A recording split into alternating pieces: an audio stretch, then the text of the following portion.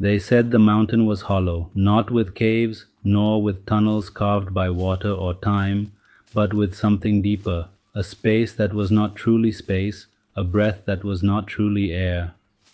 In the village of Senvor, nestled at the mountain's feet, no one ever said the word out loud, but everyone felt it, a presence beneath them, as ancient as the stone and twice as patient.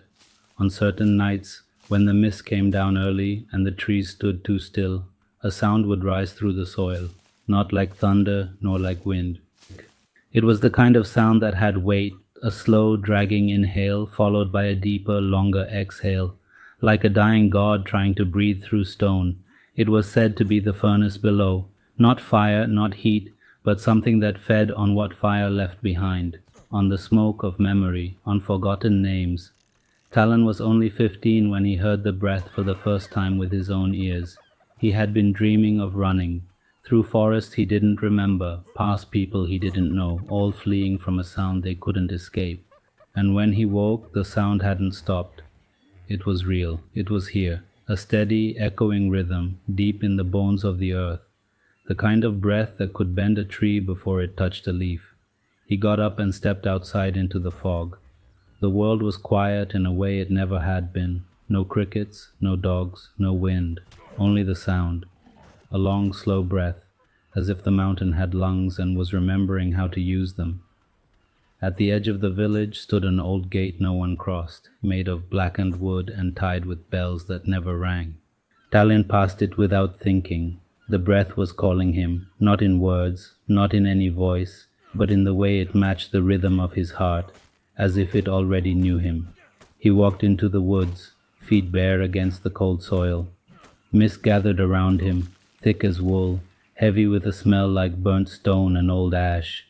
The trees grew more twisted the deeper he went, their trunks bent away from the mountain as though they were trying to escape. Then he saw the hollow, not a cave, not a hole, just an opening in the ground, wide as a mouth, ringed with cracked earth that pulsed faintly with a red glow. And from it came the breath, louder now, slower, hungrier.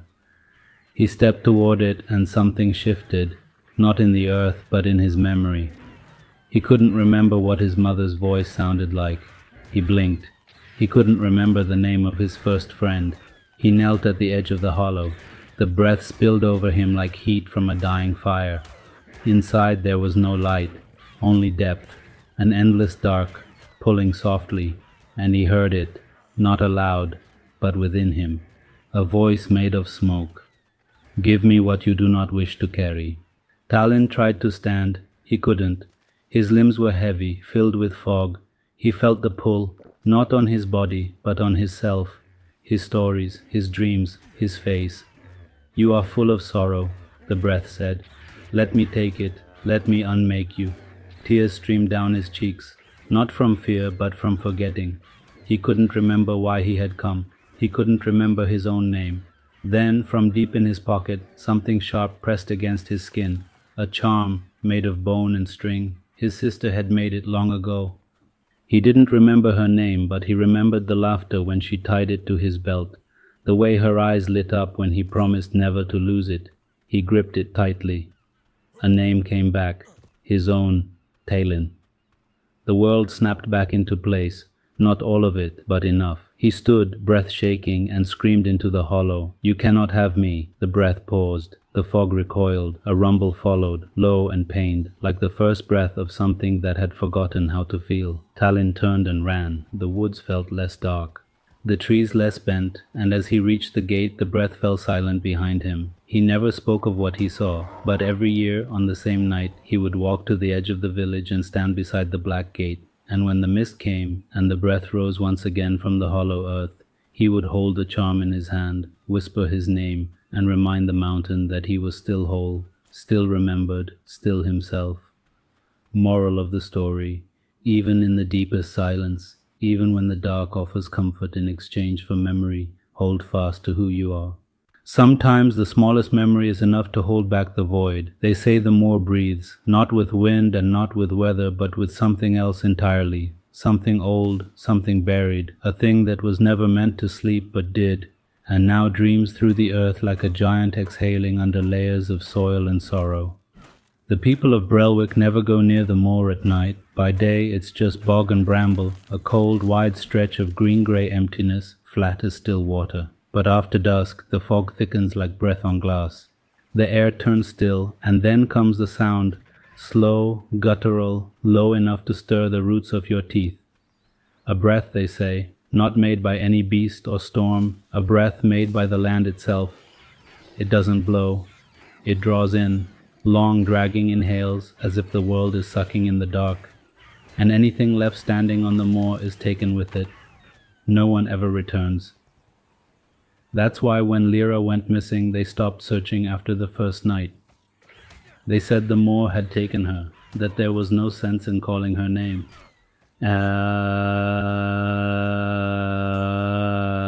That once the breath knows your scent, it knows your soul.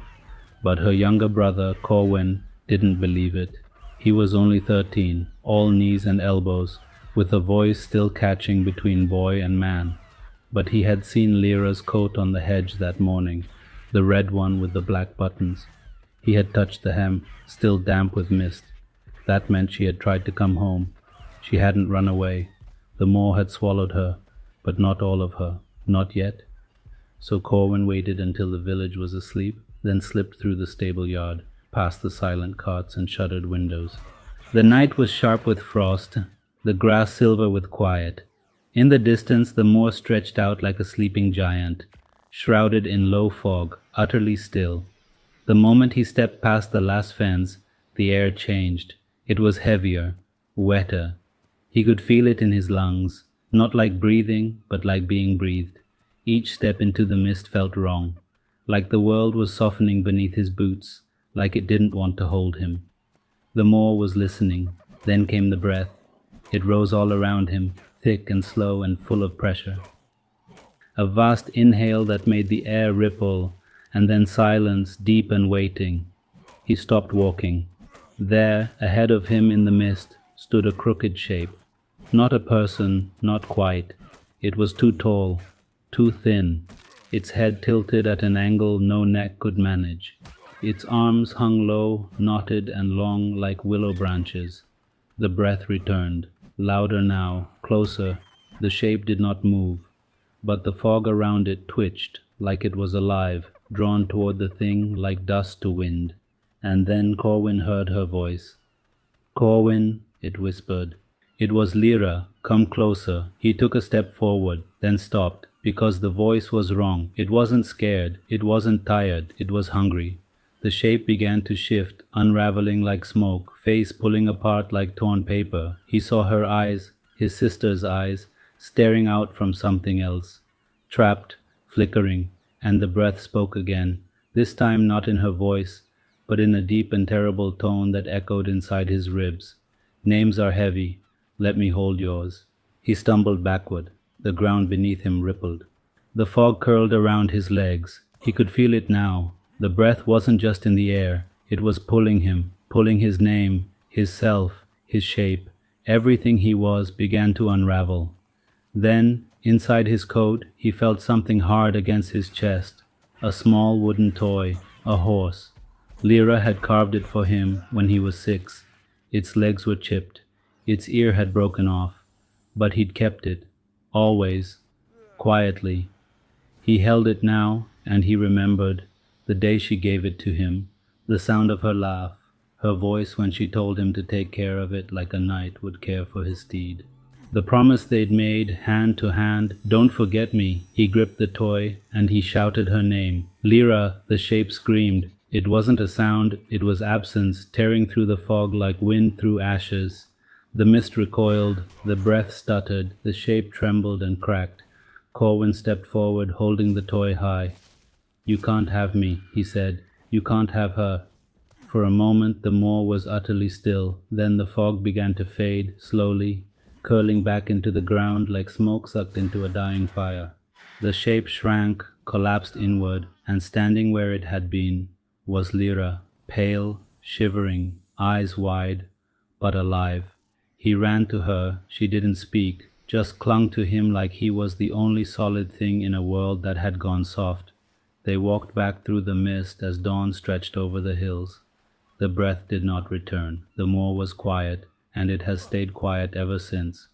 But Corwin knows it sleeps beneath the earth, still listening, still waiting for someone to forget their name long enough to be taken. So every winter, on the coldest night, he walks to the edge of the moor with a lantern and a name carved in wood, and he speaks it aloud, to remind the dark that he remembers. Moral of the story: even when something vast and nameless tries to erase you, memory is a kind of light. When you hold tight to love, to truth, to your name, no darkness can pull you apart. You are not what you fear, you are what you remember. The air was heavy that night, not with storm or scent, but with something older, something that had waited a long time to be remembered.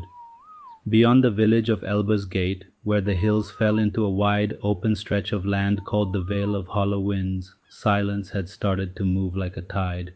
Not the silence of sleeping things, but the silence of breath held too long. And then the sound came, not loud, not fast.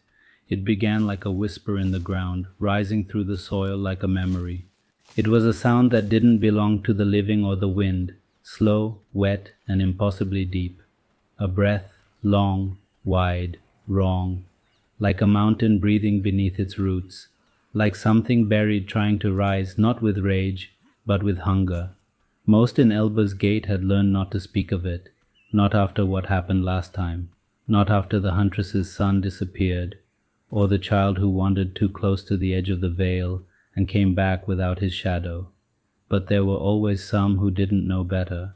Some who hadn't yet learned that the breath wasn't just sound, it was a pulling. It didn't want blood. It wanted being. It wanted what made you yourself.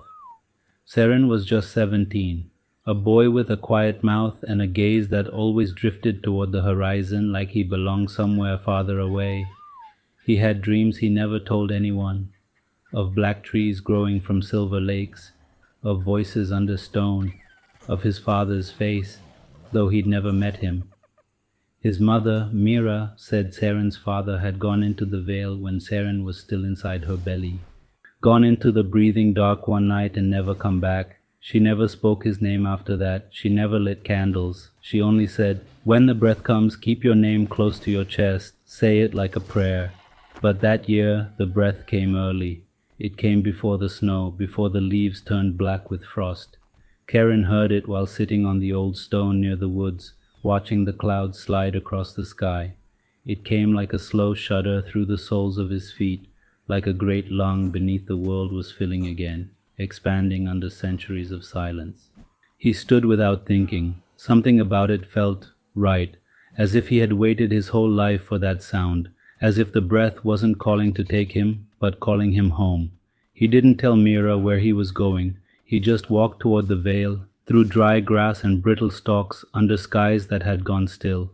The breath grew louder with each step, not in his ears but behind his eyes, a vibration in his blood. When he reached the ridge that overlooked the vale, he saw the land wasn't empty. It moved, not fast, not visibly, but it pulsed. A great slow rising and falling of the ground, as if the world itself were exhaling slowly, deeply, deliberately, and at the center of it there was a shape. It was not a beast, not a god, it was not even alive, not in the way Karen understood life. It was a form made of roots and bone, mist and sound, vast, sprawling, eyeless. It lay against the valley floor like a sleeping ruin, and yet it breathed. The sound of it made Karen's skin crawl and his thoughts blur. He felt his memories slide like books falling from high shelves, his first words, the color of his grandmother's shawl, his mother's hands, gone or almost gone.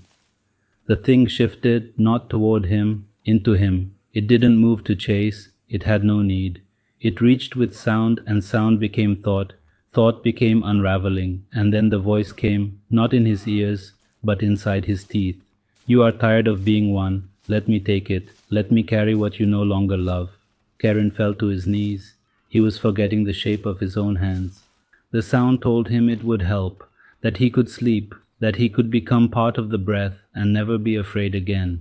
And in that moment, he almost believed it. But in his pocket, Folded and old and almost crumbling was a torn piece of leather, a scrap from a belt. His mother had given it to him years ago and said only it belonged to him.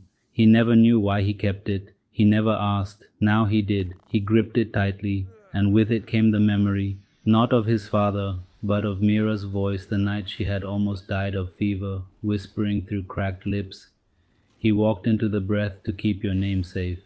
That was what it had always wanted. Names, not bodies, not blood, but the quiet fire that made a person mean something. Saren stood. The voice screamed inside his chest. The roots of the valley pulled at his feet. The mist curled around his ribs. But he held the scrap and said his name, over and over. First a whisper, then a cry, then a roar. The breath faltered. The sound broke. The valley cracked. Not open, but inward, as if folding into itself like a dream waking too fast, and the shape was gone. The air grew thin again. The sound faded. Saren did not walk back right away. He stood on the edge of the vale, staring into a silence that was finally, fully empty, not sleeping, not breathing, just still. When he returned to the village, his mother was waiting. She didn't ask what he saw, she didn't ask what he did. She just pressed her hand to his chest and said, "You remembered." He nodded. And years later, when others began to dream of the sound again, Karen told them the truth. The breath is not a monster. It is a hunger, not for flesh but for meaning. And the only way to survive it is to speak what it cannot take without permission. Your name. Moral of the story. Even when the darkness comes softly and asks for what you barely remember you hold, there is one thing it cannot take. Not if you hold it close and speak it aloud. Your name, your story, your meaning, that is your shield, that is your fire. There was something wrong with the forest beyond the salt river. It wasn't the way the trees leaned toward each other like they were whispering, or the way the birds never sang. It wasn't even the silence that fell after sunset like a dropped curtain. It was the breath, slow, low, endless. A rising and falling sound that came not from the wind but from the earth itself. The villagers of Grey Hollow said the forest breathed only when it was hungry, and it was always hungry. Children were told not to stray near it. Elders wove charms from iron thread and hung them on the branches closest to the water. No one built bridges, no one crossed, not after what happened to the midwife's husband, not after the snow turned black one winter and the woods exhaled for 7 days without stopping. But Mara had never believed the stories. She was 17, quiet, quick-handed, and never quite belonged to the little town that raised her. She used to dream of the forest breathing her name. Not in a voice, not with words, just in the slow rhythm of something ancient, something that remembered her before she was born. She could hear it even in daylight, in the distance, like a second heartbeat. One night the sound grew louder. It came with the fog, rolling low over the river and curling around the stones like fingers. It filled the streets. Doors were locked. Lanterns were snuffed. But Mara stepped outside barefoot, following the rhythm in her chest. The breath called her like a memory she had lost but never let go of. It didn't feel like danger, it felt like gravity. She walked to the river. The fog parted.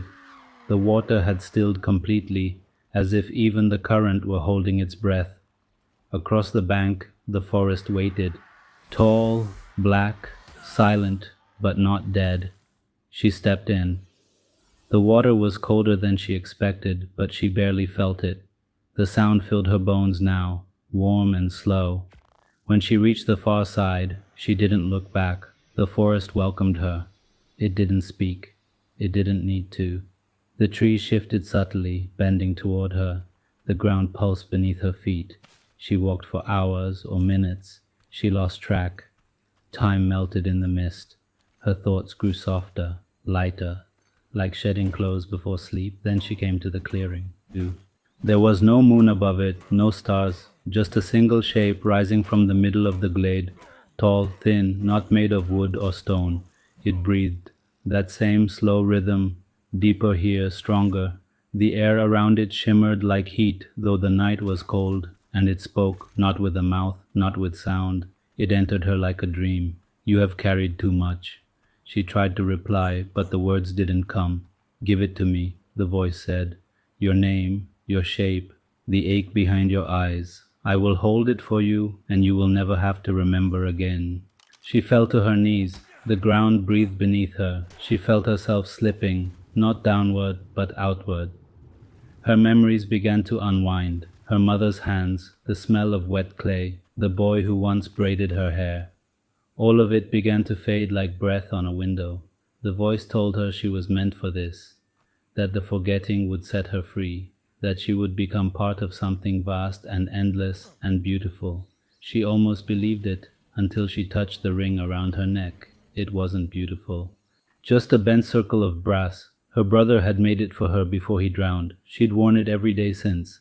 She hadn't spoken his name aloud in years, but now she whispered it, and the breath paused. She felt it shiver through the roots beneath her. The voice shifted, grew harsher. "Do not cling. Let go. You are nothing but pain and memory." But she held the ring tighter, and she said her name, first in a whisper, then again, louder. Her voice cracked, but she kept going.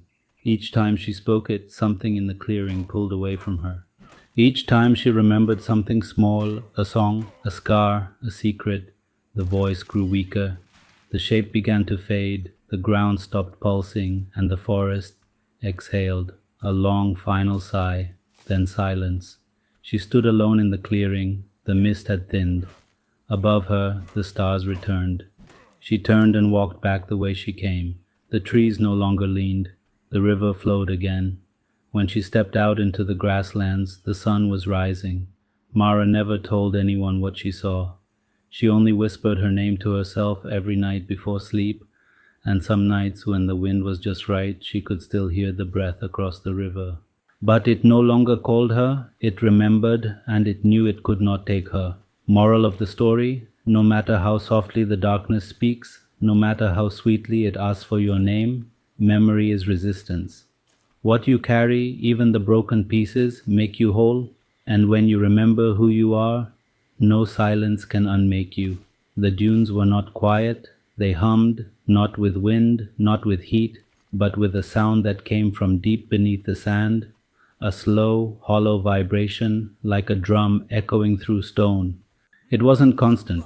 It came in long, slow pulses, like breathing, as if something ancient slept under the desert, and once in a great while it sighed. For generations, the people of Al-Kharid had built their homes around the edges of the dunes, never within. Children were taught not to climb too far. Even the camels would refuse to walk on certain ridges when the air grew heavy and still. Everyone knew the desert remembered, and everyone feared what it remembered, everyone except Amina. She was 17, thin, sun-browned, eyes like polished amber. She had grown up at the edge of the last dune, raised by her grandfather, a half-blind man who spent his days painting symbols in the sand and whispering to birds. He spoke of the old ways, of stories buried by time, and told her one truth over and over again: there is no such thing as silence in a place where memory breathes. When the sand began to hum again, Amina was the only one who listened closely.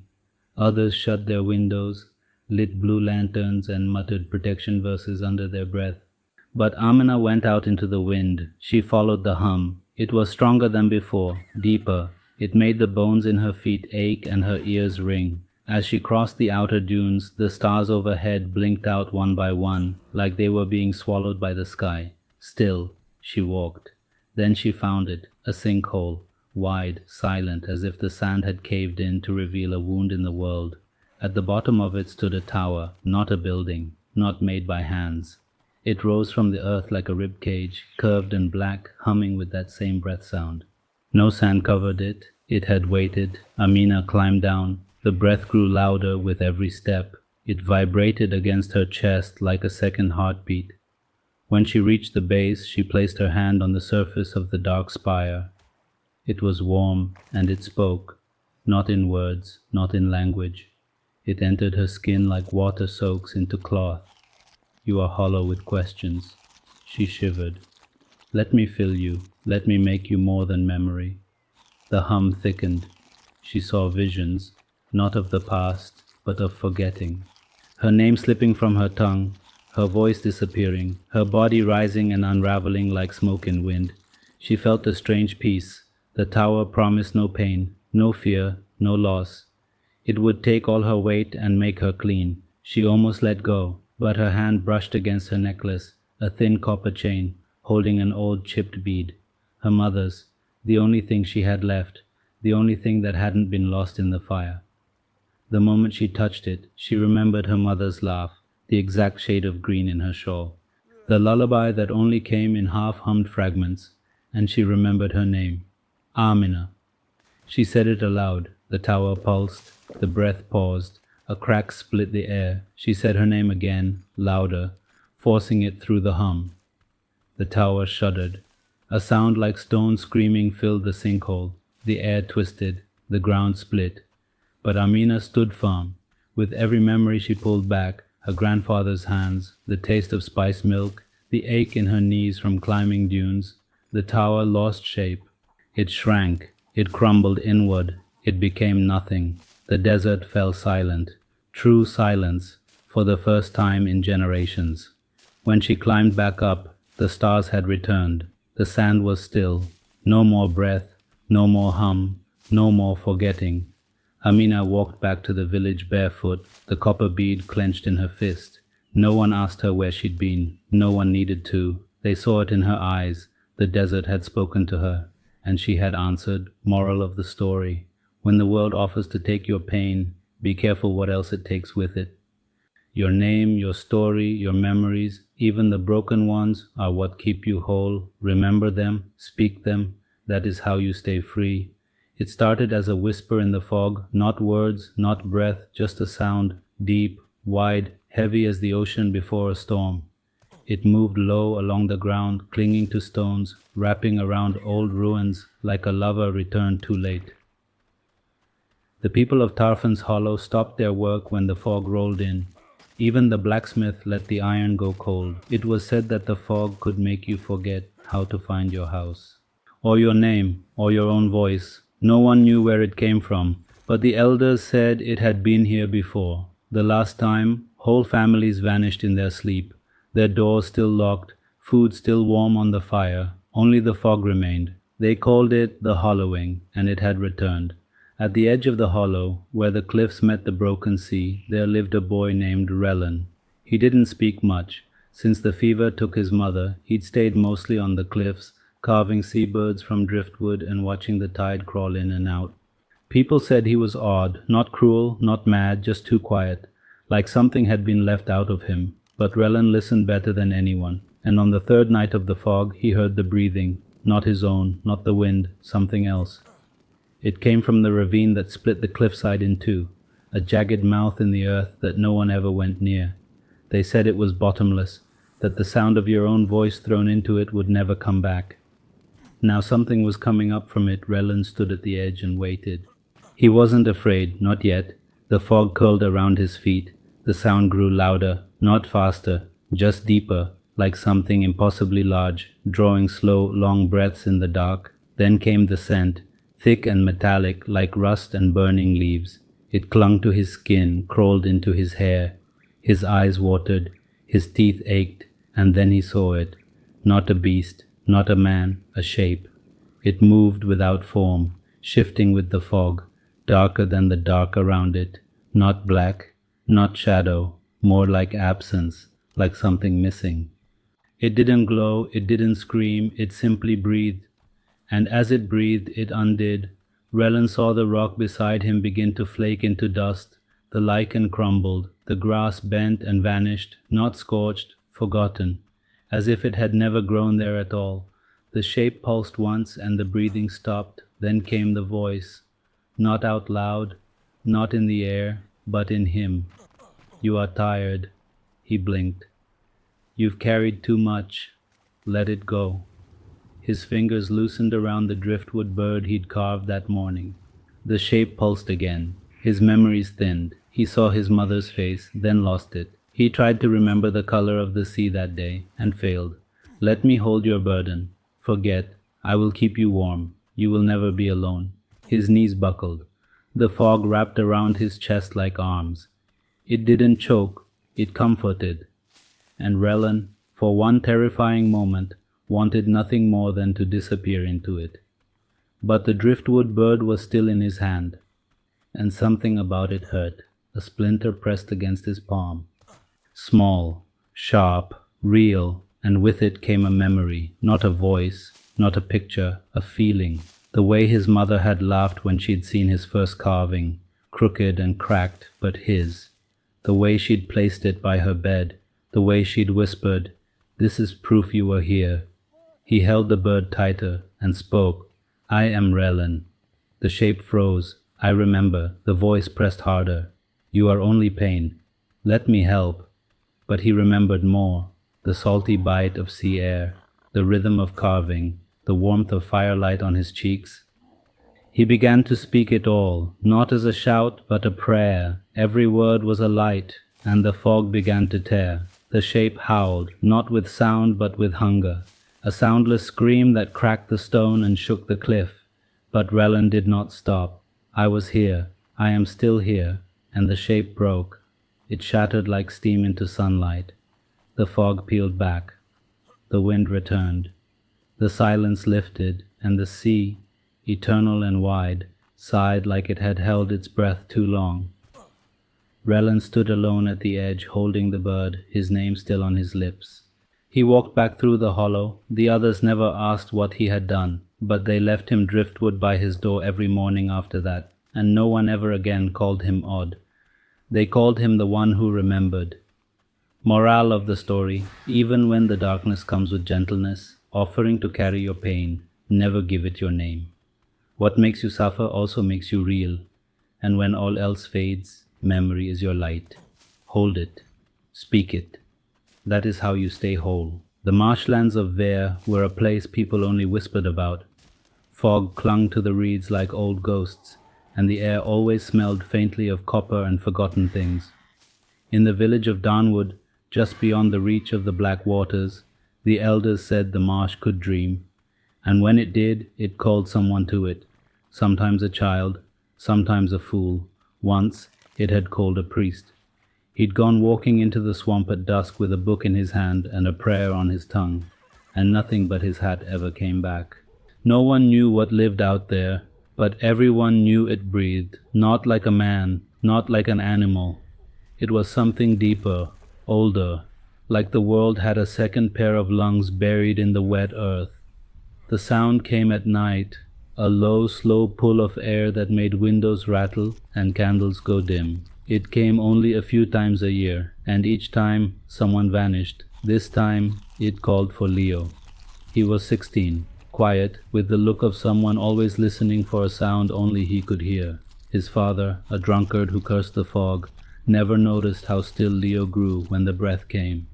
But his sister noticed. She was younger and afraid of the dark, and she saw the way Leo's fingers twitched at night like he was reaching for something in a dream.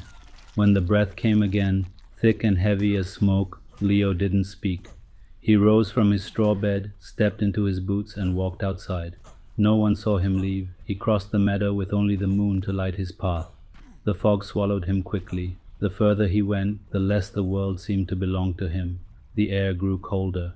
The grass underfoot changed, softer, spongier. The sky above felt wrong, like it was too low. Then the sound grew louder, the breath, a deep, thunderous inhaling. But not like any beast. It was too slow, too measured, like the land itself was dreaming, drawing him deeper into its ribs. And Leo didn't resist. He followed it, not because he wanted to, but because some part of him already had. It was like waking up in someone else's memory. Hours passed, or minutes, time bent in the fog. Eventually, he found the clearing. No trees, no sky, just mist and water and a mound of stone, ancient, cracked, slick with moss. It pulsed with the sound, not visibly, but Leo felt it through the soles of his feet. The breath came from beneath it, from far below, and then it spoke, not with words, not with a voice, but with pressure inside his chest. "You are tired of yourself." Leo trembled. "Let me take the weight. Let me carry your shape." your name, the ache of being. The breath deepened. It wrapped around him like warmth, but not kind. It was the warmth of being dissolved, of forgetting the pain, yes, but forgetting everything else with it. Leo felt his memories blur, the taste of roasted nuts, the color of his sister's hair, the sound of his mother's laugh when she was still alive. All of it slipping. He fell to his knees. The fog rose higher, the stone pulsed louder, and then his hand brushed something in his coat, a strip of cloth, pale blue, knotted at the end. His sister had given it to him once, tied it around his wrist the day their mother died, and said, "Now I'll always know where you are." Leo held it. The breath tried to press deeper, but the cloth reminded him, not just of her, but of everything she would lose if he let go. His hands, his voice, his name. He gritted his teeth and said it aloud. "Leo." The stone shuddered. The breath broke, not entirely, but like a wheel skipping a spoke. He stood. "I am Leo." The breath tried to smother the sound, but he kept going.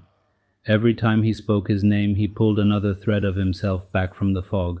The scrape of his father's boots, the burn of salt in soup, the way his sister's arms felt when she hugged too tight. And then the clearing cracked, the stone split down the middle. The fog screamed, the breath collapsed in on itself like a punctured lung. Silence returned. Real silence, not empty, not waiting, just still. When Leo walked back out of the marsh, the stars had returned to the sky. The reeds no longer whispered. The world felt sharp again, full of edges and noise and life. His sister found him just before dawn, sitting at the edge of the meadow, knees drawn to his chest. She didn't ask where he'd gone. She just wrapped her arms around him and said, "I dreamed you were gone." He said, I almost was, but he wasn't. He remembered moral of the story. Even when the darkness promises peace in exchange for who you are, there is one thing it can never steal. Not if you hold it close and speak it out loud. Your memory, your name, your voice. In remembering yourself, you remain whole, you remain free. The sky above the ruins of Marrow Hill was always grey, not the grey of clouds, but of ash that never fell. It was a land where time felt paused, where voices echoed too long, and where no birds dared to land. They said something had once lived here that broke the ground when it died, and though no one remembered what it was, its breath still stirred beneath the earth, not wind, not thunder, a breath, long, slow, and deep, like a dying giant dreaming in its sleep. No one went to Marrow Hill, except Elia. She was 17, wrapped in silence like a second skin. Her village sat miles to the south, half buried in dry leaves and old warnings. They whispered that Elia had the mark, though no one could say what that mark was. Maybe it was the way she never wept. Maybe it was how dogs growled low in their throats when she passed. Or maybe it was because she didn't fear the breath. She heard it clearer than others. She felt it in her ribs at night, in the stillness between her thoughts. It called her without sound, not in words, just pressure, presence, a weight in the marrow of her bones. One night, when the moon turned red behind the smoke-colored sky, she rose. No one saw her go. She walked barefoot. The soil of the world grew colder as she approached Marrow Hill, and the trees leaned away from her path. The deeper she went, the thicker the silence became, until even the breath was no longer heard, only felt like a drum beat inside her skull. When she reached the ruins, they welcomed her. The stones were tall, curved, like broken ribs of a creature too large to understand. Black moss grew where light should have been. The wind died entirely. Then she saw it, a crack in the earth, wide, jagged, breathing. Air moved in and out of it with unnatural rhythm. Not fast, not violent, just slow, ancient, alive. It was not wind that moved her hair. It was something older than that, and from the darkness below it spoke, not in language, not in noise. It pressed thoughts into her mind like fingers through soft clay. "You carry weight," she flinched. "You are tired of your shape, of your name. Let me take it. Let me carry what you no longer wish to be." Images flickered across her vision. Her mother's grave, the cold faces of her village, the bruise on her collarbone from where she fell trying to protect a bird that died anyway. The ache of remembering, the heavy silence of never being chosen, of never being heard. "Let go," the voice said. "Be still. Be nothing. I will keep you safe. It sounded kind. The breath pulled stronger now. She felt herself swaying, bones softening, memories peeling away like petals in wind. Her name thinned. Her body felt distant, like a shirt worn too long. She reached for nothing, and nothing reached back. Then her fingers brushed the inside of her coat and closed around a stone, rough, small, carved with a single crooked line. Her brother's. He had given it to her the day before he drowned in the river, pressing it into her hand and saying, "This is you, stronger than you know." The moment she touched it, memory returned. So did pain, so did love, and with it came her name, not whispered but spoken, not offered but declared. "I am Elia." The breath halted. For the first time it inhaled sharply, like it had been wounded. "I remember," she said, "and I will not forget." The crack in the earth shuddered. The ruins groaned, the breath turned bitter. No longer welcoming, it lashed at her now, tried to pull her downward with promises of silence, of peace, of oblivion, but she had remembered, and that was enough. Elia turned, walked. The ground beneath her feet was no longer soft. The air began to move again. When she crossed the final threshold of stone, the breath fell silent behind her. It did not follow. She walked all the way home. When she reached the village, she did not speak of what she had seen.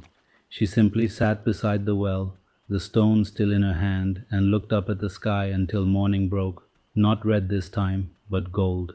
Moral of the story: even when the darkness offers to take your pain, remember that pain is not all you are.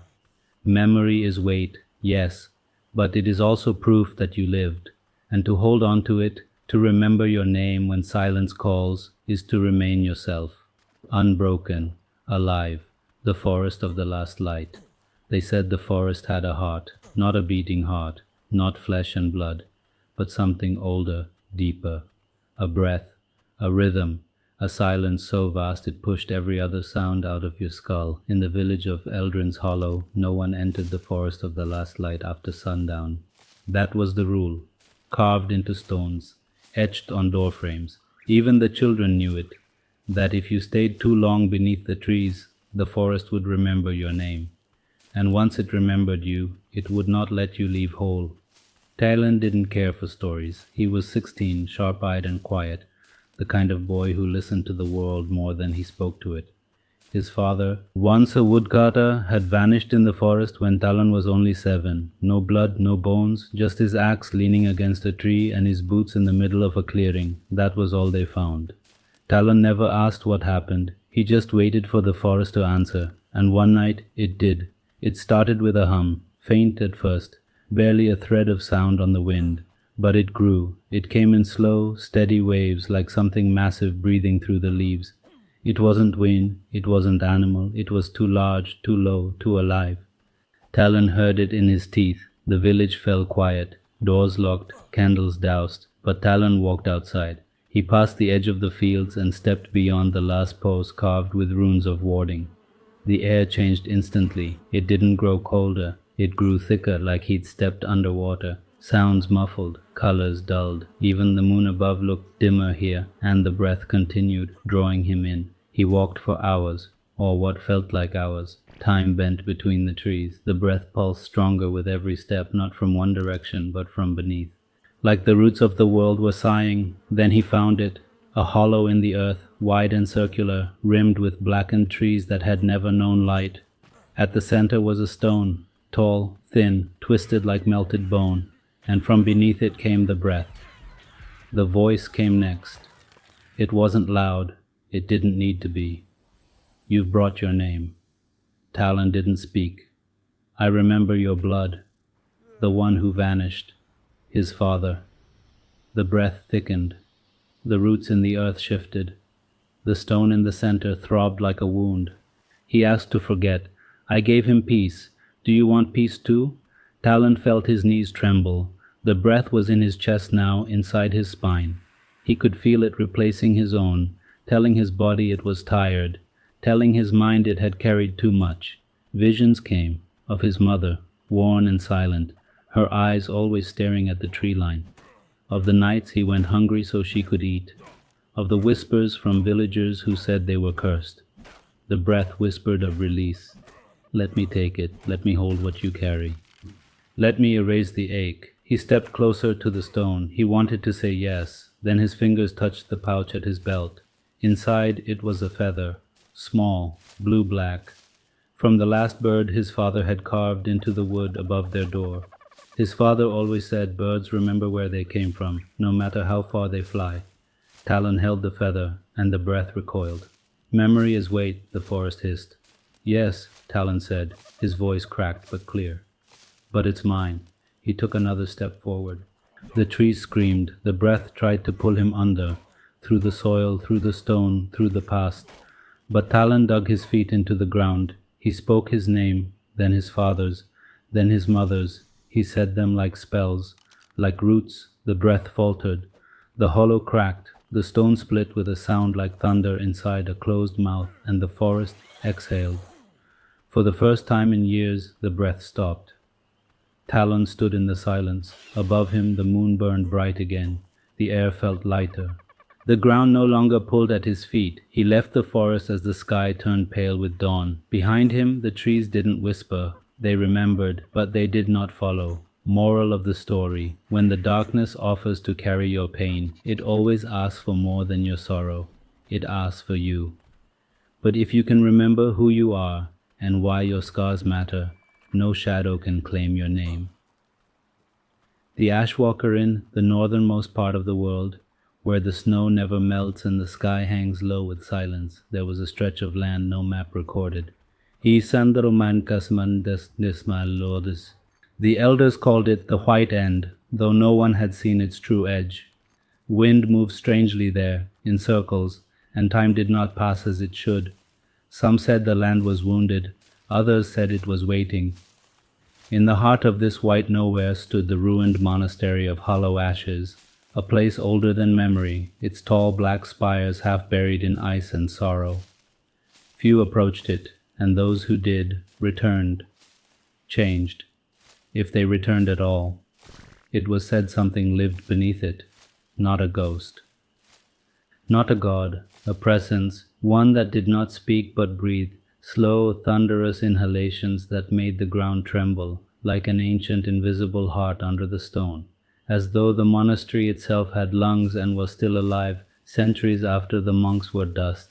And to this place one night came Ilya, a girl wrapped in fur and fury. She was no traveler, no monk, no chosen one, just a daughter of the village below the cliffs, where they still told stories in candlelight about the Ashwalker, a being made of soot and sorrow that devoured all names it heard.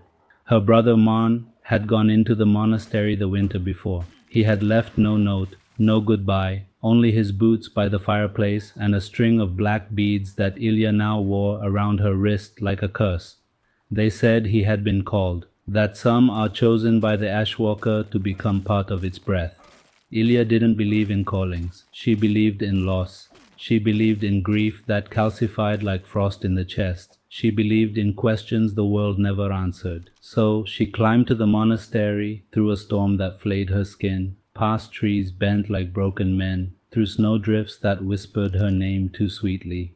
Inside, the silence was complete. The walls were covered in ash, though no fire had burned here for centuries. Every step left a print, not in snow, but in black dust. And the air moved, not from wind, but from something beneath. The breath, long, slow, endless. It did not welcome her. It simply noticed her. She followed it, not with her ears, but with her bones, down staircases of cracked stone, through halls where shadows wept across the walls, until she reached the lowest chamber, a vast circular hollow pulsing with heat. The walls were covered in ancient symbols. The center was empty except for the breath, and then it came. Not a form, but a pressure, a pull. You seek what is already gone. Ilya froze. The voice was not sound, but sensation, a vibration in her spine. He came willingly. He gave me his name, gave me his pain. The breath coiled around her thoughts like smoke. You carry too much. I can take it. The hurt, the memory, the weight of him. Just say his name. Say it aloud, and I will make it vanish. She opened her mouth. The syllables sat heavy on her tongue. Morning, the name that had burned in her throat for months. She could feel the pull, a deep, seductive warmth, like sinking into sleep after endless grief. Forgetting him would mean peace, no more ache, no more dreams where he stood at the edge of a cliff and never turned around. She stepped forward, and her boot struck something, a small wooden carving, a bird, unfinished. His. Marn had carved birds since they were children. This one had no wings yet. She remembered the night he had worked on it. The snow had been loud on the windows, and he'd said, "I'll finish it tomorrow, when the storm passes." But he never did. Her fingers closed around the carving, and she remembered everything. His laugh, his fear, his anger, the way he protected her from father's hands, the way he apologized for things he never caused. The warmth of his memory stabbed her heart. She stepped back. "No," she whispered. The breath paused. "I will not give you his name. Then you will carry it forever." "Yes," she said, "I will." A silence followed, deeper than before. The breath grew fainter, and then it stopped. Not in anger, in release. The ash began to fall away from the walls. The heat vanished. The chamber grew still, and for the first time the monastery exhaled. Ilya climbed back through halls now bare of ash into air so clear it hurt. When she reached the summit, the wind no longer circled. It moved forward toward dawn. She looked at the carving in her palm. It still had no wings, but her hands were warm, and she would finish it. For him, moral of the story, grief tempts us to forget, but memory is the shape of love. To carry the name of the lost is not a burden, it is a torch in the dark, and so long as we remember, they are not truly gone. The whisper below the lake, they called it the Drowned Hollow, a lake so deep and dark that no sun ever touched its bottom. The water was black as obsidian, smooth as glass, and so still that it never rippled, even in storms. No birds flew over it, no animals drank from it. Fishermen said their lines turned to ash when cast too deep. And yet it breathed, not like wind, not like waves, like a giant, sleeping just below the surface. You could feel it on your skin if you stood still on the shoreline long enough, an exhale so slow, so vast, it could not belong to anything living. They said it used to be a valley full of people, whole villages, forgotten by time and drowned by silence. No one remembered the names, just the breath, and the stories, and the fact that sometimes, only sometimes, someone went down there and didn't come back. Like Lena's sister, 3 years ago in the thick of a blue autumn, her sister Arine had walked into the forest with a lantern and never returned. They found the lantern near the lake, still warm, still lit, but Arine was gone, as though the black water had leaned forward, touched her, and erased her. Lena had never stopped hearing her voice. Not in dreams, not in visions, but in the quiet moments. When the wind paused, or the rain tapped too softly on the windows, there it was, a whisper, faint, hollow. It remembers us. Lena never told anyone. She just waited, until one night when the lake called again. She woke from sleep not with a jolt but with certainty. The kind of knowing that didn't need proof. The kind of pull that doesn't ask permission. She walked barefoot, in the cold, wrapped in nothing but her sister's old shawl. The village dogs didn't bark as she passed. Even the wind avoided her. When she reached the Drowned Hollow, the breath was stronger than ever, like standing at the mouth of some enormous beast. The air pulsed, the ground murmured, the trees leaned away, the water shimmered perfectly still, and then it opened, not like a mouth, more like an eye, a round gap, impossible and silent, formed in the center of the lake. Water did not pour in. Instead it stood aside, forming a circle of impossible stillness. Steps made of stone led downward, dry and spiraling, into black. Lena did not run. She descended. Each step took her deeper into a world that had not seen daylight in 1,000 years. The walls were smooth and curved like the inside of a throat. The silence was so thick it rang in her ears, and beneath it all, the breath, low, slow, ancient. The stairway ended in a chamber, vast, empty, and alive. There was no light, yet she could see. Shapes made of water and mist floated in the corners. Not people, not spirits, impressions, as if the lake had tried to remember the faces it swallowed. Then the voice came. You carry her name. Lena's breath caught. You came to trade. She shook her head. No, I came to remember. Memory is weight, I know. The presence stirred. The lake began to whisper, not in words, but in feelings. Loneliness, hunger, silence, and grief. It showed her Aaron's face, but not as she remembered it. It was fading, as if painted in fog. Let her go, it said. And I will give you peace. Forget her. Speak her name aloud, and I will take the burden from you. Lena's hand reached for the shawl. She still wore it like armor. Aaron's scent was long gone from the fabric, but the threads remembered her. She could feel the temptation crawling into her mind. To forget, to release, to dissolve the ache in her chest that never left. But she gritted her teeth. Tears welled in her eyes, not out of fear, but fury. You don't get to decide what I keep, she said softly. She stepped into the center of the chamber. The breath thickened. The floor pulsed like a heartbeat. I'll carry her, she whispered, even if it breaks me. Silence fell. Then the lake shuddered, not in rage, in surrender. The breath slowed.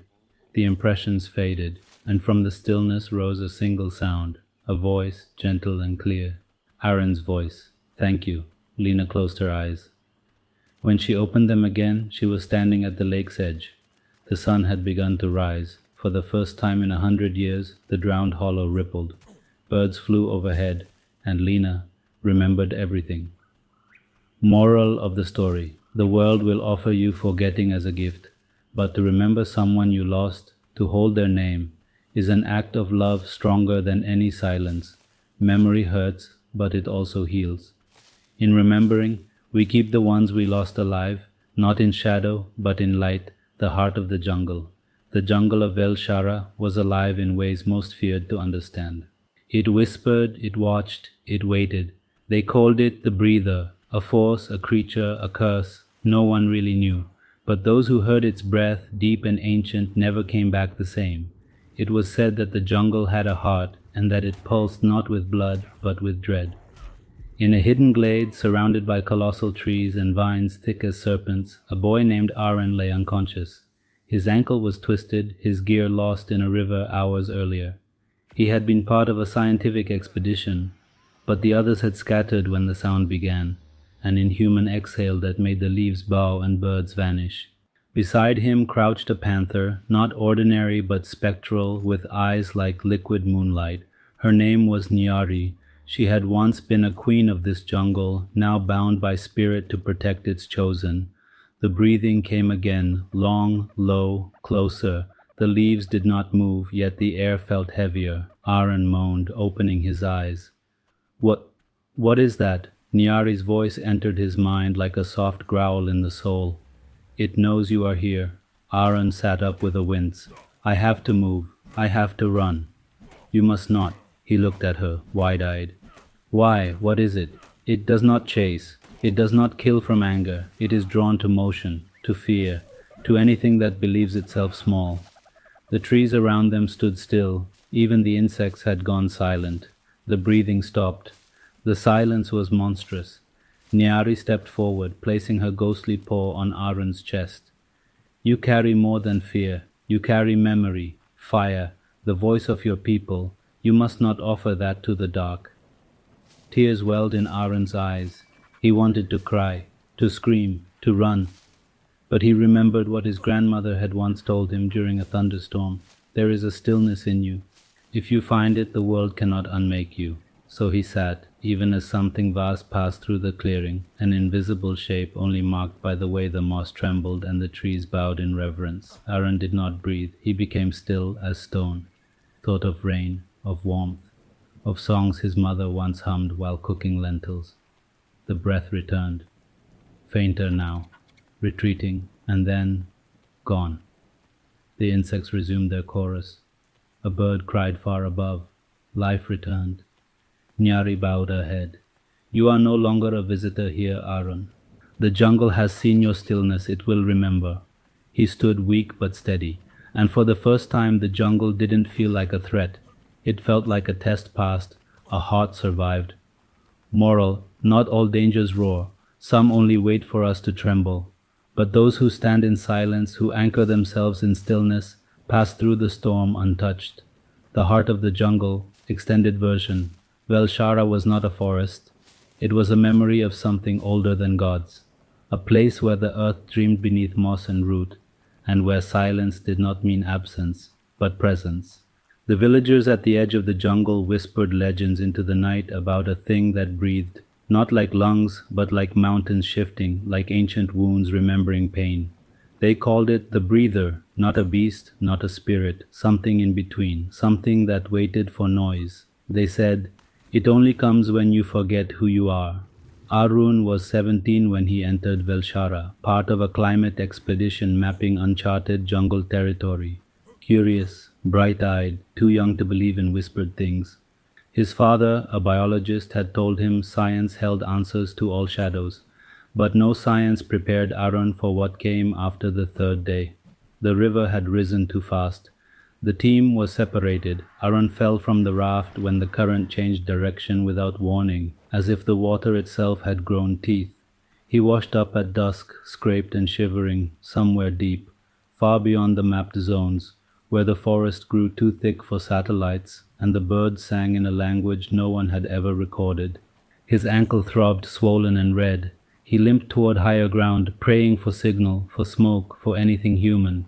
But the jungle wrapped around him like a mind. Night fell like a curtain of obsidian. He found shelter beneath the roots of a fallen tree. Wide and arched like the ribs of a great creature, they curved above him, forming a natural hollow. Exhausted, he collapsed there, clutching a half-soaked field journal. His hands trembled, his breath fogged. He whispered his mother's name into the dirt. Sleep took him, but not kindly. When he woke, something had changed. The air no longer moved. The insects no longer sang. Even the trees seemed to hold their breath. Then it began, a sound, low, deep, like the world exhaling through stone. The roots above him quivered. It wasn't wind. It wasn't any creature he knew. It was breath, not from lungs, but from the earth itself, ancient, waiting. And then he saw her, a panther, black as the space between stars, with eyes that gleamed like slow fire. She stood on a branch, motionless, watching him, not with hunger, but with knowing. He should have been afraid, but he wasn't, not yet. The panther blinked once, and without speaking, he heard her voice like a memory. "You have been heard." Aaron's mouth went dry. "What is it?" he whispered. "The thing that watches beneath the green. It does not chase. It listens. It waits for the ones who forget how to be still." A new breath came, closer this time. The roots vibrated. Aaron shook. "I don't understand. What does it want? Not what. Who? It wants the part of you that breaks when fear is louder than memory." His ankle throbbed. His teeth clenched. Panic clung to him like vines. "What do I do?" he asked. His voice cracked. "You do nothing," she said. "Nothing at all." Outside the hollow, the leaves rippled without wind. The soil breathed upward in faint clouds. Something was there, not seen, not heard, only felt. Aaron's heart raced. His breath came too fast. Then came the voice, not hers, not his, but something that breathed through thought itself. "You are not still." Aaron closed his eyes. He thought of the lullabies his mother sang when the lights went out. He thought of the soft rasp of his father's voice reading books about stars and whales and black holes. He thought of warmth, of silence that loved him. He slowed his breath, matched the rhythm of the jungle, let it pass through him, not around. The panther did not move, only watched, waiting to see if the boy could remember himself. The air grew heavy. Something brushed the roots, just above his head. A sigh that wasn't wind, but weight. "I feed on movement," the voice said. "I drink from the cup of panic. I eat the echoes of fear." But Aaron didn't flinch, didn't breathe, didn't beg. He was still, and in that stillness, something ancient turned away. The pressure lifted, the breath faded, the insects resumed their song. A breeze stirred the leaves for the first time in hours, and the panther bowed her head. "You remembered." Aaron opened his eyes.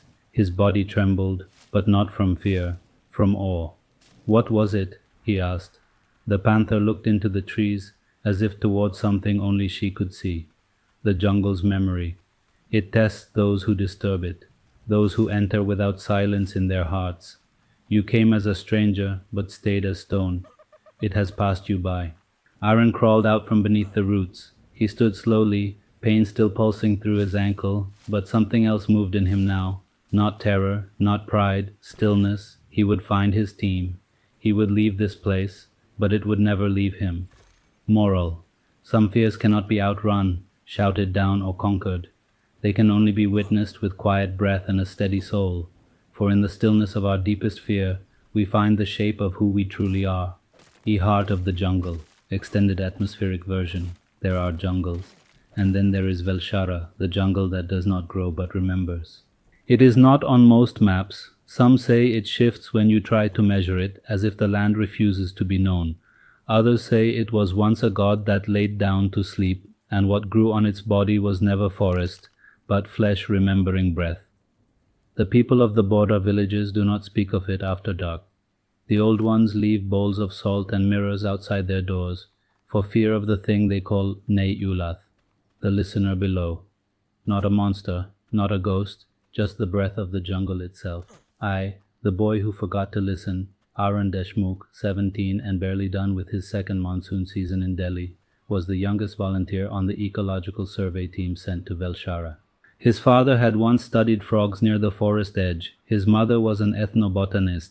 Aaron grew up around talk of rain patterns, leaf memory, and animal migration, but none of it prepared him for what silence would mean here. On the fourth day, the river turned. It had been flowing east. Then, after a storm that hadn't touched their camp, it began flowing west, as if confused. Aaron was on a kayak with two others when the current snapped like a whip, dragging them into an ancient channel choked with vines and rot. By the time Aaron surfaced, the others were gone. He coughed up mud and green water under a strange sky. The trees here were different, older, darker, draped in veils of moss like mourning widows. He limped ashore, bleeding from his arm, equipment ruined, radio dead. Only the forest remained, and a sound, not loud, not constant, just there. A breath, slow, deep, coming from nowhere and everywhere. 2. The jungle watches. For 2 nights, Aaron wandered. He rationed protein bars, collected rain in a broken lens cap, marked trees, tried logic, but the forest shifted, paths curved back on themselves, distances lengthened or shrank. A mossy boulder became a tree stump became a mouth in the soil. At one point, he found his own footprints, days old and fresh at once. He stopped trying to orient himself. The maps in his mind had melted. The jungle was no longer a place. It was a presence, and it was listening. He tried to stay still that second night, under the roots of a banyan tree, body trembling, eyes darting toward shadows. That's when the breathing began again, deeper this time, slower. Inhale, pause, exhale. He felt it in his chest, in his teeth, in the pressure behind his eyes. He wanted to run, but something in him remembered his father's words. If you're ever lost in a forest, don't panic. The ones who survive, wait. Trees like stillness. They'll hide you if you let them. So Aaron lay down, arms at his side, breath shallow, and that's when she appeared. 3. The watcher in the boughs, from the branch above, a shape moved like liquid shadow, a panther, midnight black with gold-rimmed eyes that burned like the last ember in a dying fire. She did not growl, she did not blink, she only looked. Aaron met her gaze, and though no words passed between them, her presence spoke in a language older than thought. Stillness is the last prayer. The jungle went silent again. The panther watched as the roots around Aaron trembled. Something vast was near, not above, not behind, but beneath. He felt it, listening through the soil, not hunting, just waiting, for noise, for fear, for the small frantic flinch of something trying to escape itself. He clenched his jaw, stilled his body. He did not speak. Fee. The breath that sees a shape rose in the dark, not visible, only felt like a heartbeat beneath the dirt. A sigh rippled through the roots, the ground steamed, and then a voice without mouth. Felt, not heard. So many who forget their names. Aaron didn't move. You move like a leaf in panic. I taste your doubt. I drink your shadow. Still, he stayed. Sweat poured down his back. A beetle crawled across his cheek. He did not swat it. I am what grows when silence is broken. I am what waits for those who drown in themselves. He thought of his mother's hands, warm and calloused from years of gardening, of his father's breath, slow and tired at bedtime, of the time he stayed awake during an MRI, listening to his own heartbeat in a tunnel. He remembered who he was, not his name, but the part of him before names. The soil cooled, the breath receded.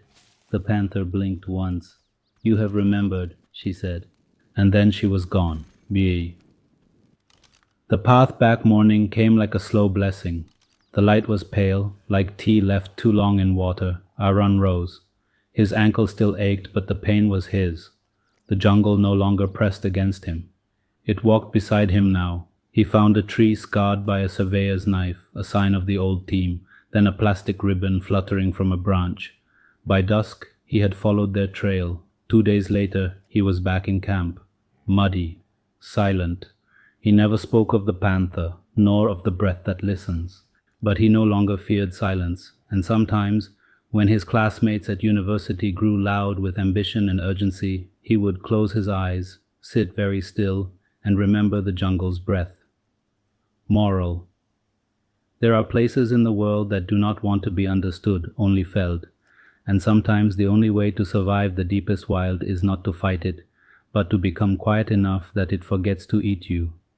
The hollow canopy, a changed version of the heart of the jungle, with a new tone, setting, and character.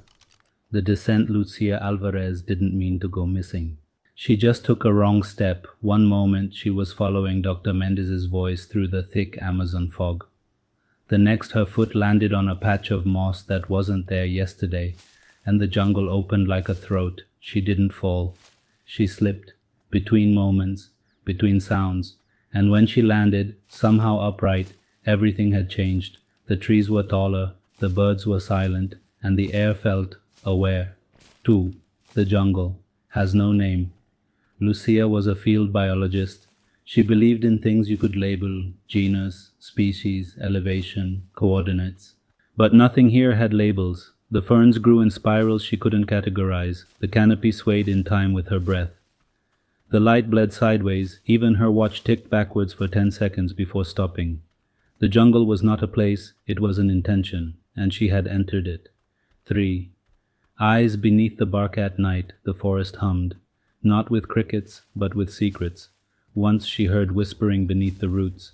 Another time, laughter in the branches, but low, like something remembering a joke from centuries ago. She tried to mark trees, but in the morning every tree had eyes. Not real eyes, but knots and gnarls shaped into sockets, peering, following, waiting, a body that is not hers, on. The 4th day, Lucia noticed the scar on her forearm was gone. By the 5th, her fingerprints had faded. By the 6th, she bled green from a cut on her ankle. The jungle wasn't just watching, it was rewriting her. She dreamt of roots in her throat, of vines curled around her spine like a second nervous system. She woke up one morning with leaves in her mouth and couldn't remember why she was crying. The thing that wears familiar faces. She saw Dr. Mendez again, or something pretending to be him. He smiled, but his teeth were too straight, too many. He said her name in a voice like rustling paper. "You've come far," he said. "The canopy approves." She turned to run, but the trees bent forward, politely, blocking her path. They wanted her to stay. No, they wanted her to forget leaving was ever an option. A mirror of leaves on. The 8th day, she found a pool of water so still it reflected not her face, but versions of her. In one she was covered in bark, in another her eyes were bird-like and hollow, in another she had no mouth, only a twisting vine that opened and closed like a valve. She screamed, the pool rippled, and something deep below mirrored her scream, but it sounded like it came before she made it. 7. The quiet decision Lucia stopped walking, stopped eating. She stood in a clearing where the light fell just so and the air did not press. The forest blinked. She blinked back. If I become still, she thought, maybe it will not erase me. Maybe it will believe I belong. So she breathed with the trees. She mimicked the leaves. She let the silence climb inside her ears until her heartbeat felt like a stranger's, and the jungle let her stay. 8 years like dust a rescue team found her. 19 days after her disappearance, they said she had no injuries, no dehydration, but her hair had turned white at the roots. Her eyes wouldn't meet theirs. She spoke only once. "Don't bring light in there," she whispered. "It will remember who it is." She lives now on the edge of the river. She does not go indoors. She listens for breathing that isn't her own, and sometimes, when the wind shifts, she tilts her head and whispers, "I'm still listening too." The forest beneath the breath. There is a jungle in the south where the wind never dares to speak. A place where trees grow older than memory, where vines hang like whispers between the living and the forgotten. The villagers who live on its edges call it Umbar, the forest with lungs. No one says its name at night, not even the birds. Because every few years, beneath the cover of moonless skies, the forest begins to breathe. Not like the wind rustling through branches, not like the storm thrashing its rage through the canopy. No, it is slower, colder, like something vast and buried, older than language, waking just long enough to remember that it is still hungry. No one who hears the breath has ever returned, except one. Mira had read about it in a notebook that smelled of mildew and madness, the journal of Elias Thorne, an explorer who went missing 32 years ago and was presumed dead. The last entry was a warning. If you hear it breathe, you're already too close. Don't run. Don't cry. Don't speak. You must vanish inside yourself, like a stone, like a tree, like a memory. Mira had always been drawn to the edges of the world, places where reason softened and myth seeped into the ground. She believed in patterns, in evidence, but she also believed in listening. That's why she came to Umbar. She was not the first, but she was certain she'd be the last. The forest swallowed her companions one by one. First Callum, the botanist, who laughed at the stories, gone without a sound on the second night. Then Farah, who had wandered 10 steps from the fire. The only thing they found was her journal, wide open, pages soaked in dew, with the words, "It's breathing. I can feel it breathing." Now Mira was alone, sitting beneath a collapsed arch of stone swallowed by roots, once part of a forgotten temple that no god had touched in centuries. And descend. Her flashlight had died hours ago. The satellite beacon never worked. Everything was wet. Everything smelled of rotting fruit, of damp stone, of time. And then it happened. Not a sound, but the absence of all sound. The crickets died in their throats. The leaves stopped swaying. The breath began, rising from the earth itself. It came not from one place, but all places, like the forest itself had lungs, slow, deliberate, heavy. Ho! It pulled at her skin, at her thoughts. She couldn't tell if it was moving toward her or if she was already inside it. She tried to stand. Her legs refused, not out of fear, but gravity, as if the breath pinned her like a forgotten name. Mira heard nothing, but inside her chest, her heart beat like a trapped drum. Her breath was too loud. She clutched her mouth with both hands, and then it spoke, not in words, in presence. It felt like memory, like grief, like something waking and searching, not for prey, but for recognition. "You carry noise," she shivered. "You carry fire, want, fear. You do not belong, unless you learn to forget yourself." Her instincts screamed to run, but she remembered Elias Thorne's journal. "Vanish inside yourself." Mira closed her eyes. She imagined the taste of water, the smell of clay, her grandmother's voice telling stories of spirits that had no mouths but fed on sound. She breathed slower, slower, until her heartbeat was no longer hers. She felt the soil beneath her, not as something separate, but as herself. She became the tree, the stone, the forgotten. The breath passed through her. It searched, it lingered, and then it left. She awoke hours later, or maybe days. Time had broken into pieces. The forest was alive again, but differently. Birds sang in unfamiliar patterns, leaves whispered in foreign rhythms, and when she stood, the forest no longer resisted her. The roots parted where she walked. She was not afraid anymore, not because the breath was gone, but because she now understood what it wanted. It did not hunger for flesh. It did not hunt to kill. It searched for stillness, for silence, for the ones who remembered how to belong.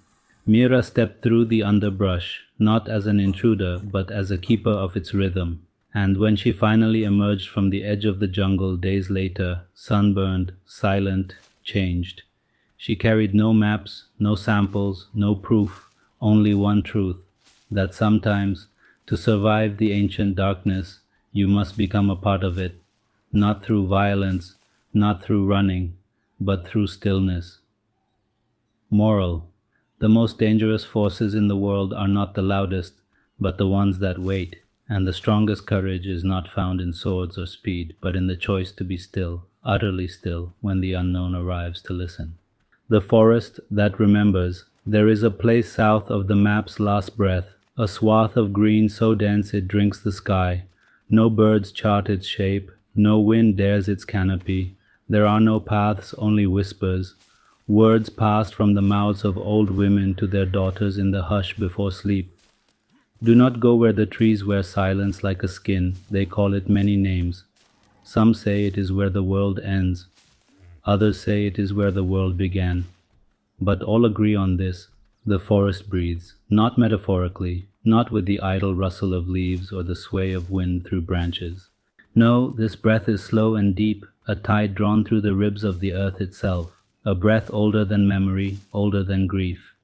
It comes once every few years, rising with the mist under moonless skies, and when it breathes, people vanish, always silently, always completely, as if they were never made of flesh, but only of stories.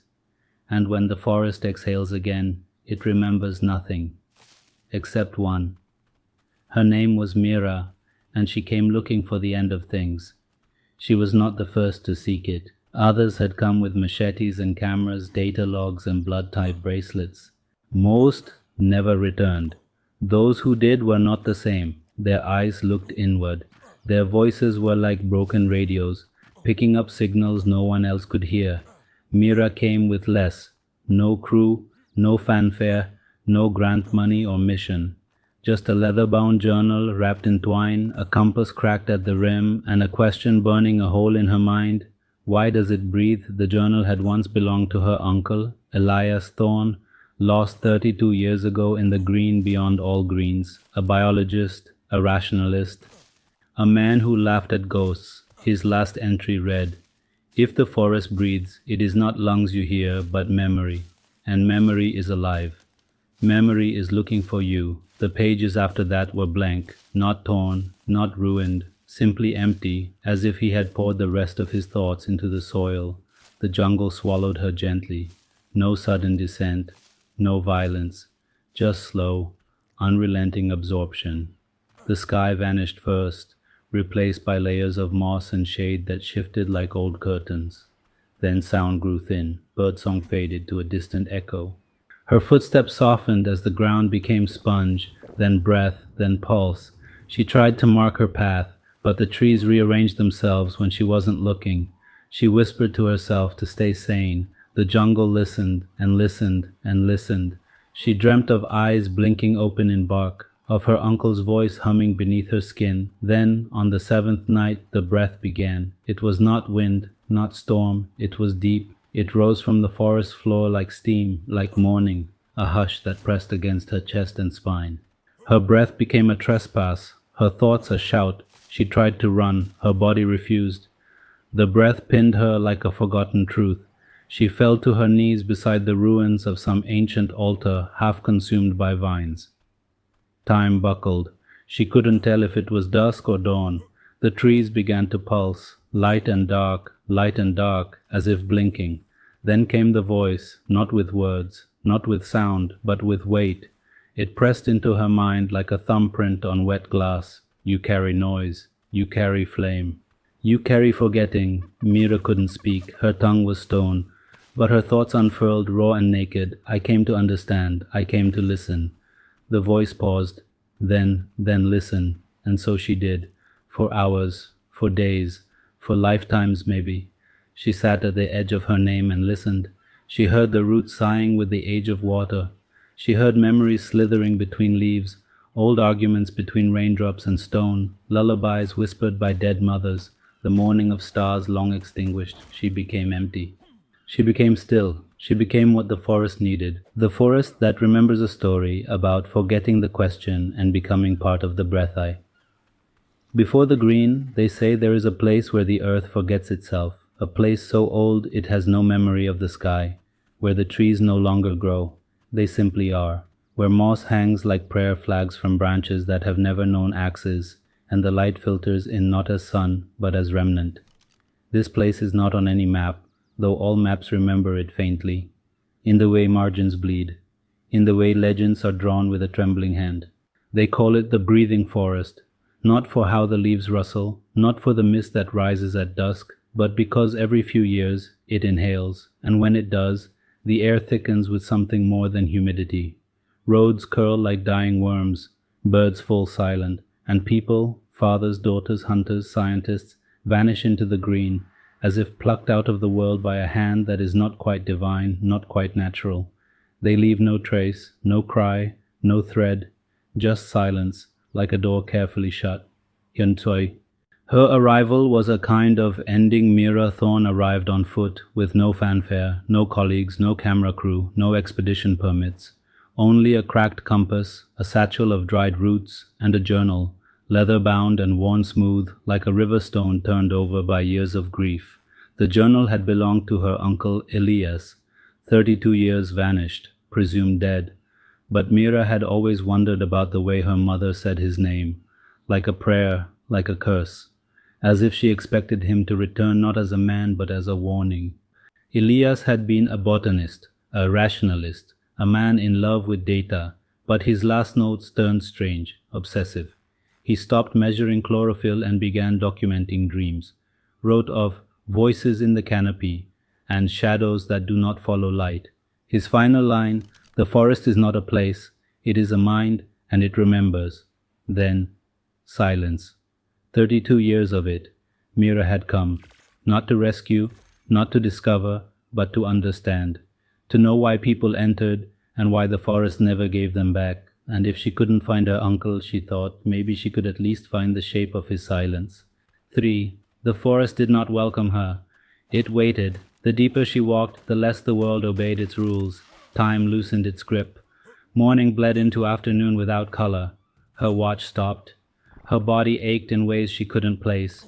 Hunger that wasn't for food, thirst that wasn't for water. She marked trees with chalk. They vanished. She tried to retrace her steps. The ground reassembled. She muttered to herself. Something answered, softly, from behind the leaves. Never a word, just a breath. The forest began to feel less like a place and more like a presence. Not watching her, holding her, each night she dreamed of moss growing over her skin, her thoughts slowed to root time. In the morning she woke with dirt beneath her fingernails she didn't remember touching. Still, she pressed deeper. 4. The inhale it came on the 13th day. No warning, no sound, just a feeling, subtle at first, like standing too close to a sleeping animal, a pull in her gut, a pressure in her ears. The air thickened, not with mist, but with memory, not hers. She stopped moving, sat at the base of a tree older than language. Something within it pulsed. The forest inhaled, and with that inhale, everything she was, her name, her mission, her grief, felt as thin as paper held to flame. And then came the voice, not from without, from within. You carry the noise of forgetting. She didn't speak, couldn't. The forest wasn't asking for answers. It was unmaking the question. You want to know why we take them, but you do not ask what it means to be taken. She tried to resist. Her mind clawed for logic. The voice continued, patient as rainfall. This is not consumption. This is communion. Not death, memory. And then the silence deepened. She closed her eyes and saw, no, felt her uncle. Not his face, not his voice, but the shape of him, the shadow of his question still hanging in the leaves. She reached, not with hands, with surrender. V. Becoming the forest Mira did not come back, not for weeks, not in the way people expected. When she emerged, it was at dusk, clothes frayed, hair tangled with feathers and seed pods, her compass gone. The journal blank, except for one word etched into the inside cover: listen. The villagers who saw her cross the tree line did not speak. They only nodded solemnly, as if recognizing someone who had survived drowning not in water, but in remembrance. Mira never told her story, not once.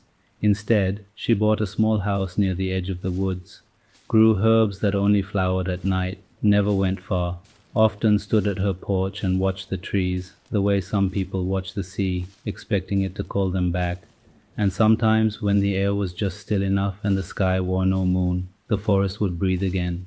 Slow, ancient, full of presence, and Mira would inhale with it, eyes closed, no fear, no sorrow, only the quiet certainty that she had not survived the forest, she had joined it. What remains? There is a place where people vanish, but not into death, into remembrance. The forest does not kill, it keeps, and sometimes it offers something back, not a body, not a name, but a breath. The forest that remembers, extended myth, a long form, lyrical retelling. The name beneath silence, there is a forest they do not mark on maps. Not because it is secret, but because it is known in ways cartographers cannot chart. It shifts, not in space, but in meaning. It moves without moving, grows without growing.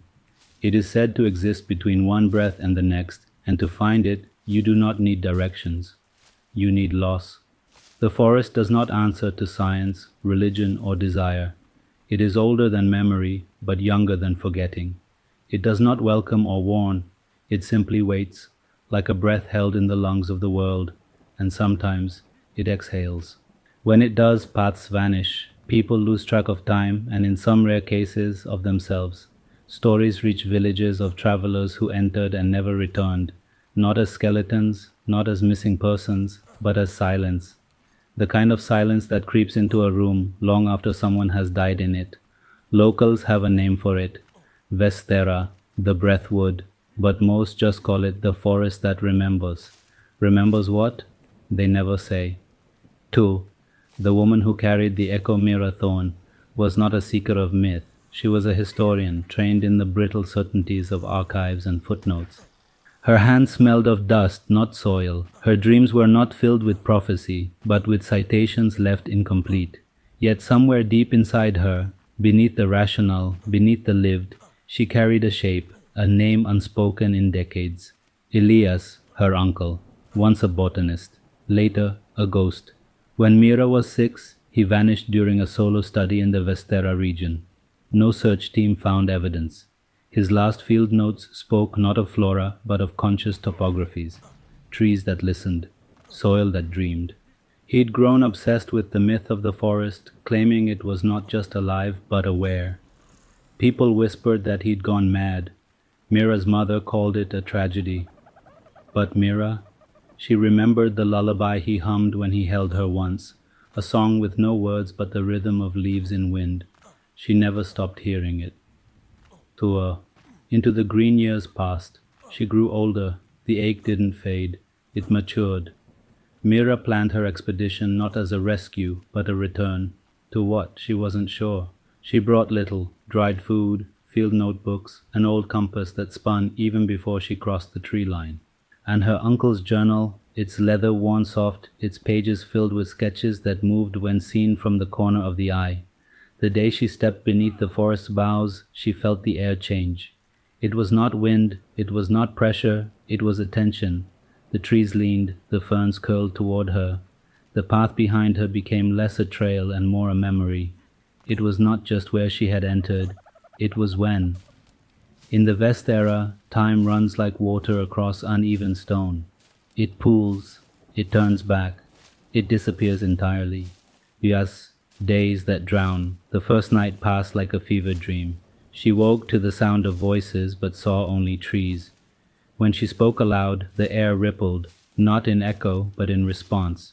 Her name fell strange on her tongue, like something learned too young and long unused. Each day she walked further, each night she slept less. The forest grew denser, not with leaves but with meaning. Trees bore scars in spirals, rocks hummed, insects wove patterns Mira couldn't decode but felt like half remembered songs. Food ran low. She didn't feel hunger. Her feet blistered. She didn't limp. Time lost its edge. So did she. Eventually, she stopped writing in her notebook. What could she record? That the forest breathed when she wasn't looking? That she dreamed of her uncle's voice inside her lungs? On the 12th night, she slept under a tree with bark like petrified bone. She dreamt of drowning, but not in water, in memory, and she woke weeping, not for herself, but for something that was not gone, but waiting. The breath it came on the 13th day. Not as a storm, not as a revelation, but as a pause. The kind of silence that arrives between heartbeats when the body is deciding whether to live or stop. The forest inhaled and she felt her body tremble, not from fear but from recognition. This was not nature, this was presence, something vast, patient, not malevolent, not benevolent, just awake, and it was asking, not in words but in invitation. She remembered, some say she became part of the forest, that her bones turned to root, her breath joined the canopy's rhythm. Others believe she wandered through time and will emerge again, young as she was or impossibly old. But the locals? They know better than to guess. They say, the forest keeps what it loves, and they no longer fear the inhale, they listen for it. Epilogue. If you ever hear your name, there are stories you read, there are stories you live, and then there are the ones that wait for you to remember them. If ever you find yourself on a path that was not there yesterday, if you dream of trees whose names you do not know, if the wind calls you by your childhood voice, do not run, do not ask questions.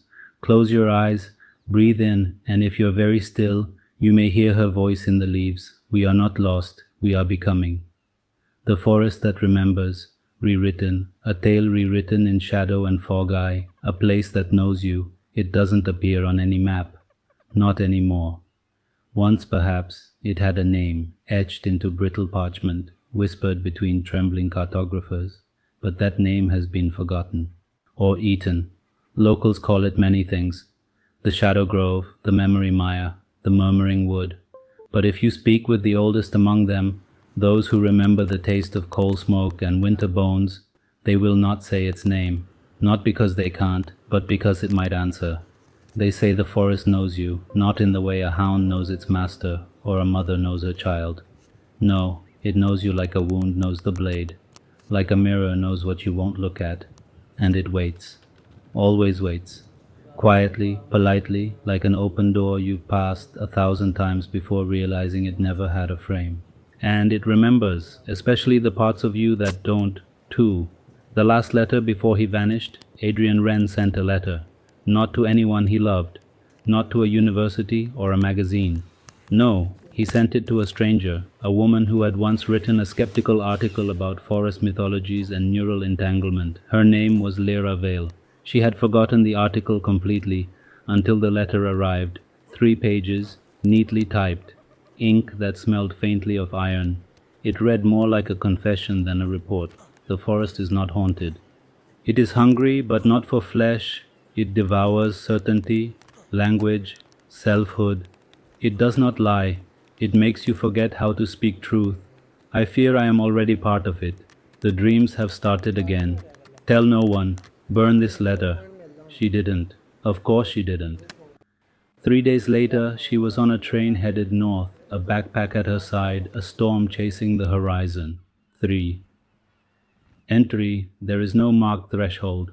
One moment you are walking among trees, the next the trees are walking around you. Paths twist in ways that defy mapping. Your compass spins like a dervish. Your phone dies, screen bubbling with static. The air thickens, not with humidity, but with intention. Lyra marked her steps with red thread. By the second day, the thread started appearing ahead of her. She told herself it was the wind. She told herself she was tired, but the forest was listening.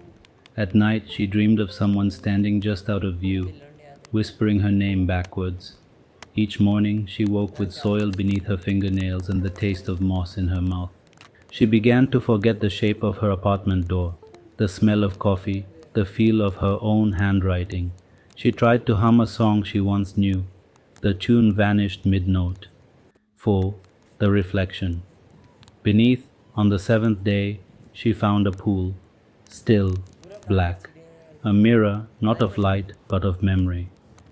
When she looked into it, she did not see herself. She saw Adrian, older, hollow-eyed, smiling with teeth that looked carved from bone. He spoke without sound. Behind him, trees twisted upward like vertebrae. The sky was a slow-turning spiral of mouths whispering, "Do you remember yet?" She dropped the notebook into the water. It did not sink, it burned.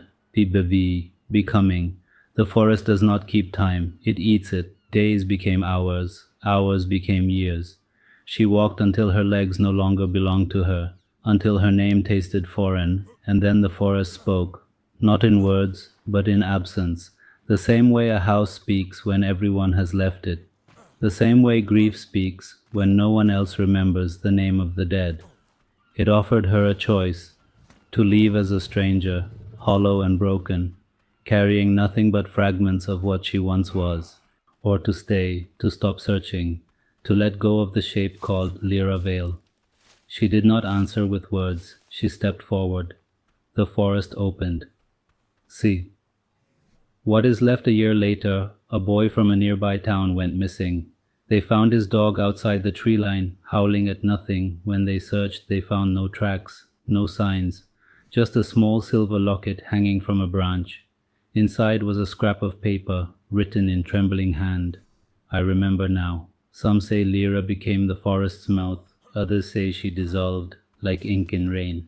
But the very oldest whisper this, the forest remembers you even if you never enter it, and one day, when you're tired enough, lost enough, it will call you home. So if you ever wake with dirt beneath your nails, if you hum a song no one taught you, if you see trees in dreams where they don't belong, do not answer, do not listen, because once it knows your name, it never forgets.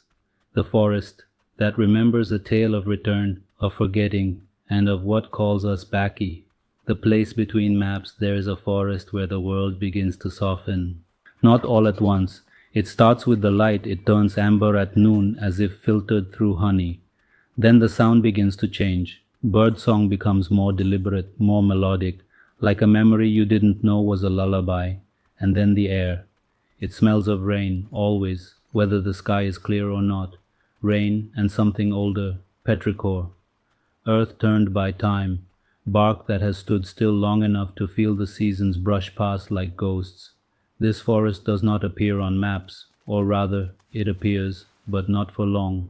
Names slide off it, roads reroute, GPS loses its breath, but if you are meant to find it, you will, usually when you're lost in other ways. A letter never meant to be sent. The story begins, as many stories do, with a letter. It was written in the hand of someone who had not written in years, careful, pressed too hard into the paper. The ink bled at the edges, as if trying to hold on. I've remembered something that was never mine to remember. The forest, they said it was haunted. They were wrong. It's not haunted. It is awake. When I was a child, I saw a tree that glowed from the inside. I thought it was a dream. But now I think it was a calling. The letter had no address. It was found on the steps of a library, folded into a book that hadn't been checked out in 60 years. 3. Return Mira stood at the forest's edge with a suitcase she hadn't packed. Inside it, a sweater that smelled of cedar, a key with no lock, a photograph of someone who never existed. She didn't know why she'd come. Not entirely, but she had dreamed of a clearing full of golden leaves and a voice saying, "We've been waiting." The path welcomed her, not like a road welcomes a traveler, but like skin welcomes a scar. She stepped forward, the light changed behind her, and the forest began to hum.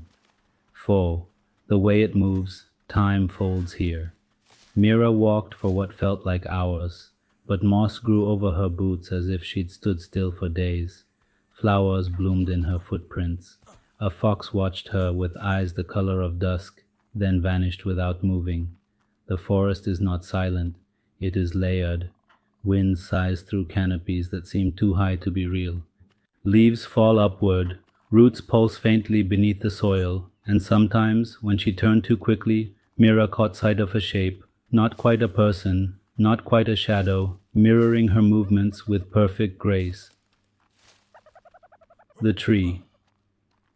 That knows it stood in a glade where the light pooled like liquid gold. The bark shimmered like moonstone, its branches reached wide, not to grasp but to shelter, and from its trunk a door. Mira did not remember walking here, she only remembered the feeling, like coming home after a long illness. The door opened without touch, inside a spiral stair, walls of wood, and at the top a room that was not a room but a memory, a crib, a lullaby, the sound of her mother's voice, though she had never known her, a name whispered through the branches, Mirael, not Mira, Mirael, the name she had forgotten, the name she had given up to survive the world outside. Ki, the keeper of names. He sat beneath the tree, cloaked in leaves, his hair a crown of vines. He did not speak at first, only watched, and when he finally did, his voice was the sound of rain on old stone. You left your name in our care. We have kept it safe, it has grown. You may take it back or not. Some who return choose silence, others choose new names, but none leave empty. Muriel knelt, she did not cry, not yet, but the name settled over her like light through stained glass, familiar, gentle, and impossibly warm. She did not speak, but the forest heard her answer. 7. The way out, if there is one. She left the forest carrying nothing but a single leaf folded like a letter. Its veins spelled her name. Back in the world, things had shifted. Her reflection looked back with older eyes. Her dreams smelled of pine. Birds paused when she walked beneath them. She never returned. But sometimes in quiet places she would hear the whisper, "We remember you." And when she closed her eyes, the path would shimmer, just for a moment, like dew in early light. 8. The forest, always. Some say the forest only calls the broken. Others say it finds those who've forgotten who they were. But the truth is simpler, deeper. The forest remembers what we lose in growing. It holds the stories we bury, the names we trade for safety, the wonder we abandon to survive. And it waits, patient, kind, full of memory and light, memory and... So if one day you feel the wind change, or find yourself humming a tune no one taught you, look for the edge of the map. There may be a door waiting in the trees, and something inside, softly saying, "Welcome back." A silence, older than names. Before the first word was spoken, the forest was already listening. It lay on the border between one world and the next, a sliver of land too quiet to be real, too vast to be contained. No road ever led to it, only paths made by those who no longer remembered why they walked. People didn't come here, they arrived, and those who left never truly did. It wasn't haunted, it was remembering everything. Ki, the girl who forgot. Her name was once Lyra, or so she thought, but names, like rivers, change course over time, and the one she had now felt borrowed, like a coat worn for someone else's winter. Lyra lived in a city of glass and wires, where days passed in blinking screens and silent rides between buildings that scraped the belly of clouds. She was always moving, always chasing something just ahead, yet always feeling she had already missed it. Then one night she dreamed of a door, wooden, moss-covered, set into a tree wider than a house. She woke with dirt beneath her fingernails.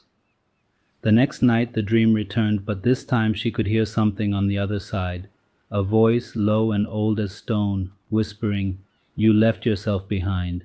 She booked a train west the next morning, with no map, no destination, only a feeling like homesickness for a place she couldn't name.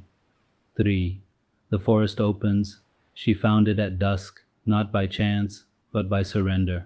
The forest had no gate. It was simply there all at once, stretching wide as though exhaling her name.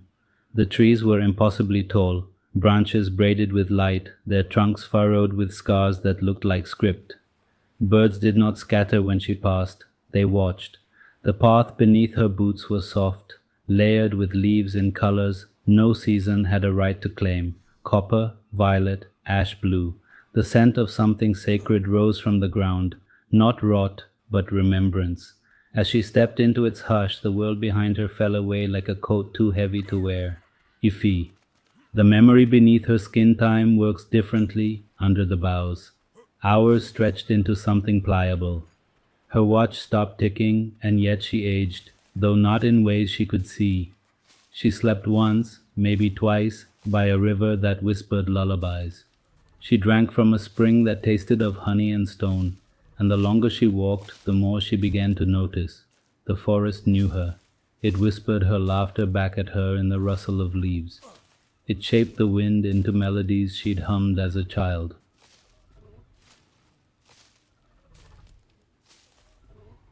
A fox crossed her path, pausing long enough to tilt its head as though saying, "You're late." She found a tree hollowed like a cradle, inside it a toy she hadn't seen in 20 years.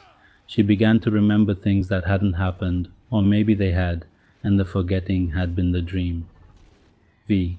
The door. It stood at the heart of the woods, a tree wider than a tower, taller than belief. A door carved into it pulsed with faint light, and carved above the arch. "What you buried is blooming." She stepped through. Inside, a spiral stair that seemed to fold into itself, winding deeper, not higher. At its end, a room. Not made of wood or stone, but of memory, woven from images, sounds, smells. Her first breath, her mother's hands, the feeling of her brother's arms around her the night their father died, and in the center stood a figure cloaked in silver bark and starlight. The keeper. He did not speak, but placed a hand to her chest. "You are not broken," the silence said. "You are scattered. We will gather you." And Lyra, who was once someone else, remembered. 6. The unbecoming. She shed the name like skin, shed the fear, the bitterness. The armor she had worn so long, she had forgotten her shape beneath it. The forest did not demand her past. It sang it back to her, every lost moment, every kindness forgotten, every ache that had no language, the songs her mother used to hum when she thought no one listened, the feeling of sun on her face the first time she kissed someone she loved. All of it was gathered, cradled, planted. 7. The bloom. She emerged not as Lyra, but as something older. Not younger, not healed, whole. The forest did not follow her, but it grew inside her, and when she returned to the world, grayer skies, colder roads, the hum of empty lights, she was not empty. She moved through it differently. People paused when she passed, without knowing why. Children smiled at her like they recognized something. She began planting seeds wherever she went, not all in soil, some in hands, some in hearts, some in stories she whispered when the world grew too quiet. 8. The forest, always. The forest does not forget. It waits for the broken, the scattered, the ones who are tired of surviving and ready to return. And when they do, it does not ask for payment. It only asks for truth. So if someday you wake with a name you've never spoken, or a leaf pressed between the pages of your favorite book, or a dream of a door carved into a tree, follow it. The forest remembers, and it has been holding your place. Here is a changed and longer version of your story, with deeper emotional atmosphere, expanded character introspection, and a slow burn sense of rising danger and resolve. I've preserved the core plot, but the style is more immersive, textured, and emotionally resonant, like a gothic psychological thriller steeped in vineyard mist and quiet defiance. The scent of ripening grapevines and damp earth clung to the air like memory. Morning fog wove between the hills of Vintera Valley, softening the edges of the world as it unfurled around the old stone cottage nestled among the rows of ancient vines. This had once been a sanctuary, a place of love and legacy. Now it felt like a hollow echo of someone else's dream. "Honestly, Nora, I don't know how your aunt saw potential in you," Vivian said from across the kitchen, her voice like a snapped branch, sharp, brittle, unforgiving. She tossed a damp rag onto the oak table with a slap. "You can't even keep this place in order. My name isn't Nora. It's Elise." She knew that. She always had. But these days she said it more and more. My mother's name, like a ghost she could summon to remind me of my failures. My fingers tightened around the glass of wine I held, The dishes in the sink weren't mine. I'd been out pruning and inspecting the vines since dawn, walking the land with aching legs and hands that still remembered Aunt Clara's gentle tutelage. But I said nothing. Arguing with Vivian was like plunging your hand into thorns. There was no winning, only bleeding. It had been 3 months since Aunt Clara passed. 3 months since I returned to the valley that raised me after fire, took my parents, and grief shaped my childhood into something quiet and fierce. Clara was all I had left. Her vineyard, her stories, the soil beneath my fingernails. When the will was read, and everything, every vine, every barrel, every aching stone of the cottage, was left to me, I believed I could honor her by returning. I moved in with Vivian, Clara's partner of nearly a decade, hoping to keep some flicker of her memory alive. At first, Vivian had seemed open, even warm in her stilted way.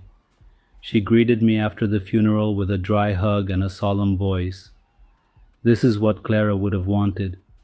She'd smiled, thin and brittle like glass held up to the sun, but the softness evaporated almost immediately.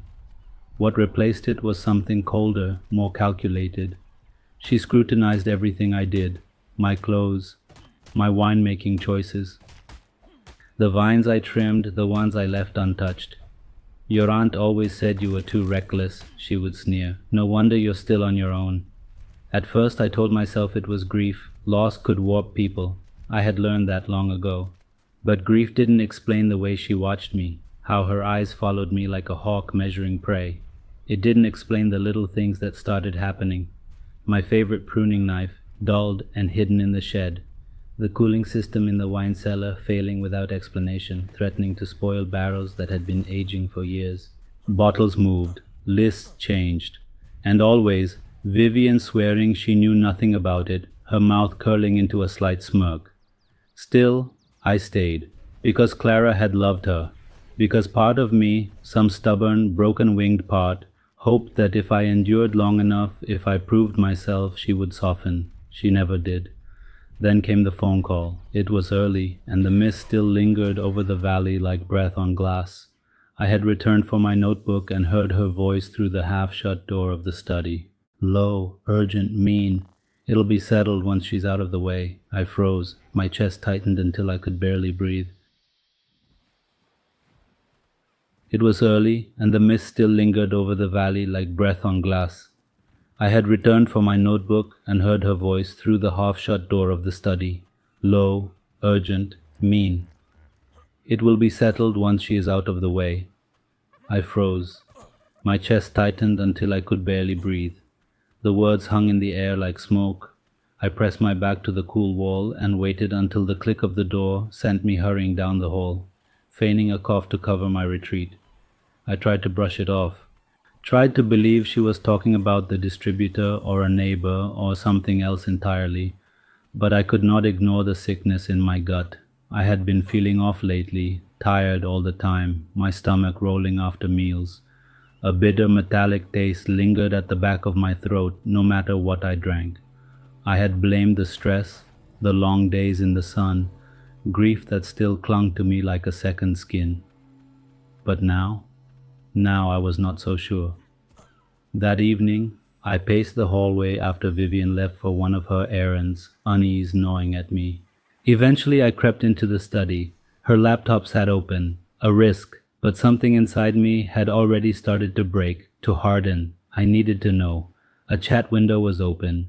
Messages from someone named Marcus. Marcus, she is still there? I thought you would have handled it. Vivian, it is delicate. It has to look natural. Marcus, the vineyard is worth millions. Get it done.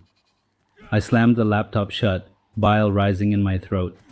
The pieces clicked into place. The sudden illness, the vanished tools, the creeping dread that had followed me like a shadow. This was not about grief. This was about control, about money, about removing me permanently. The next morning, Vivian poured a glass of wine for me at breakfast, her tone falsely cheerful. You are so quiet, Elise. Feeling okay? Her smile was sugar-drenched poison. I am just tired, I murmured, watching her closely as she slid the glass toward me. I brought it to my lips, feigned a sip, and let it touch nothing but air before setting it down again with a smile that did not reach my eyes. I poured the wine into a sample bottle when she was not looking, tucked it into my bag, and made the call to Sophie. Sophie had been my lifeline since school, steady, thoughtful, with a laugh that could loosen knots in your chest. When I met her at the vineyard's tasting room and told her everything, her face paled. "Elise," she whispered, her hand gripping mine, "you need to go to the police." "I do not have enough, not yet." Her eyes searched mine. "Then let us get you enough." That night, I installed a hidden camera in the kitchen, its lens angled toward the wine counter. For days I smiled and endured. Vivian's moods turned volatile, one moment humming softly, the next raging about a misplaced spoon. I kept my face smooth, my steps light, but every night I checked the footage, and on the third night I saw it. Vivian stood at the counter with her back to the window, pouring a fine white powder into a bottle marked House Blend. Her eyes darted to the door. She swirled the bottle gently, corked it, and placed it in the rack as if nothing had happened. I called Sophie, my voice a hoarse whisper. I got her. She begged me to leave. I refused. "Just one more day," I said. "One more thing to be sure." The next morning, Vivian was humming again. "You look pale, Elise," she said, placing a plate of pastries beside the decanter. "Eat something." I nodded, broke off a piece, and slipped it into a napkin when she turned. Another sample for testing, another thread in the noose tightening around her. Later I checked the footage again. Another phone call with Marcus. "She is still here," Vivian spat. "I have done everything to make her leave." Marcus. "The longer she is alive, the messier this gets." "Finish it." That was enough. I packed my bags, gathered the samples and recordings, and told Vivian I was heading to Sophie's for a night. "Have fun," she said, her smile twitching at the edges. "Be careful out there." At Sophie's, I felt like I could breathe for the first time in weeks. The police listened. Detective Ruiz took my evidence with a quiet intensity that comforted me. She promised action. Tests came back positive. Toxic substances in the wine. The pastries laced. Vivian had left a trail of messages, receipts, financial tampering tied to Marcus. They were arrested within days. When I testified in court, I saw Vivian's face crack, her composure unraveling under the weight of truth. Clara's vineyard had not made me a victim. It had made me a survivor. Now the cottage hums with peace. I restored the old rooms to their former warmth, filled them with Clara's laughter captured in photos and sun-dappled afternoons. Sophie visits often. We drink from the house blend, now filled with fresh wildflower notes and no poison in sight. We raise our glasses on the porch, the valley stretching out like a promise. "To new beginnings," she says. "To strength," I reply, and this time I believe it. My name is Elise, and this land is mine, not just by inheritance, but by endurance. I was meant to wither. Instead, I rooted deeper. The house on the hill. The scent of grapevines and damp earth always reminded me of her, the way Aunt Clara would hum in the rows, her sun-hardened hands brushing the leaves like she was whispering secrets to the vines. That scent still lingered, even now, long after the funeral, long after the last guest had left, and long after the laughter had disappeared from the cottage on the hill. I stood at the kitchen window of the stone cottage nestled deep in Ventura Valley, my fingers wrapped around a wineglass that had gone warm in my hand. Outside, the vineyard shimmered in soft late afternoon light, each row of vines casting long shadows across the golden hills. It should have been beautiful. It used to be. But now the house felt colder, like it was holding its breath. Behind me, Vivian slammed a cupboard with more force than necessary. The sound jolted through the room like a thunderclap in a quiet church. "Honestly, Nora, I do not know how your aunt saw potential in you," she snapped, her voice low but unmistakably sharp. She threw a rag onto the kitchen table with theatrical disgust. "You cannot even keep this place in order." Nora, my mother's name. She knew that. She had always known that.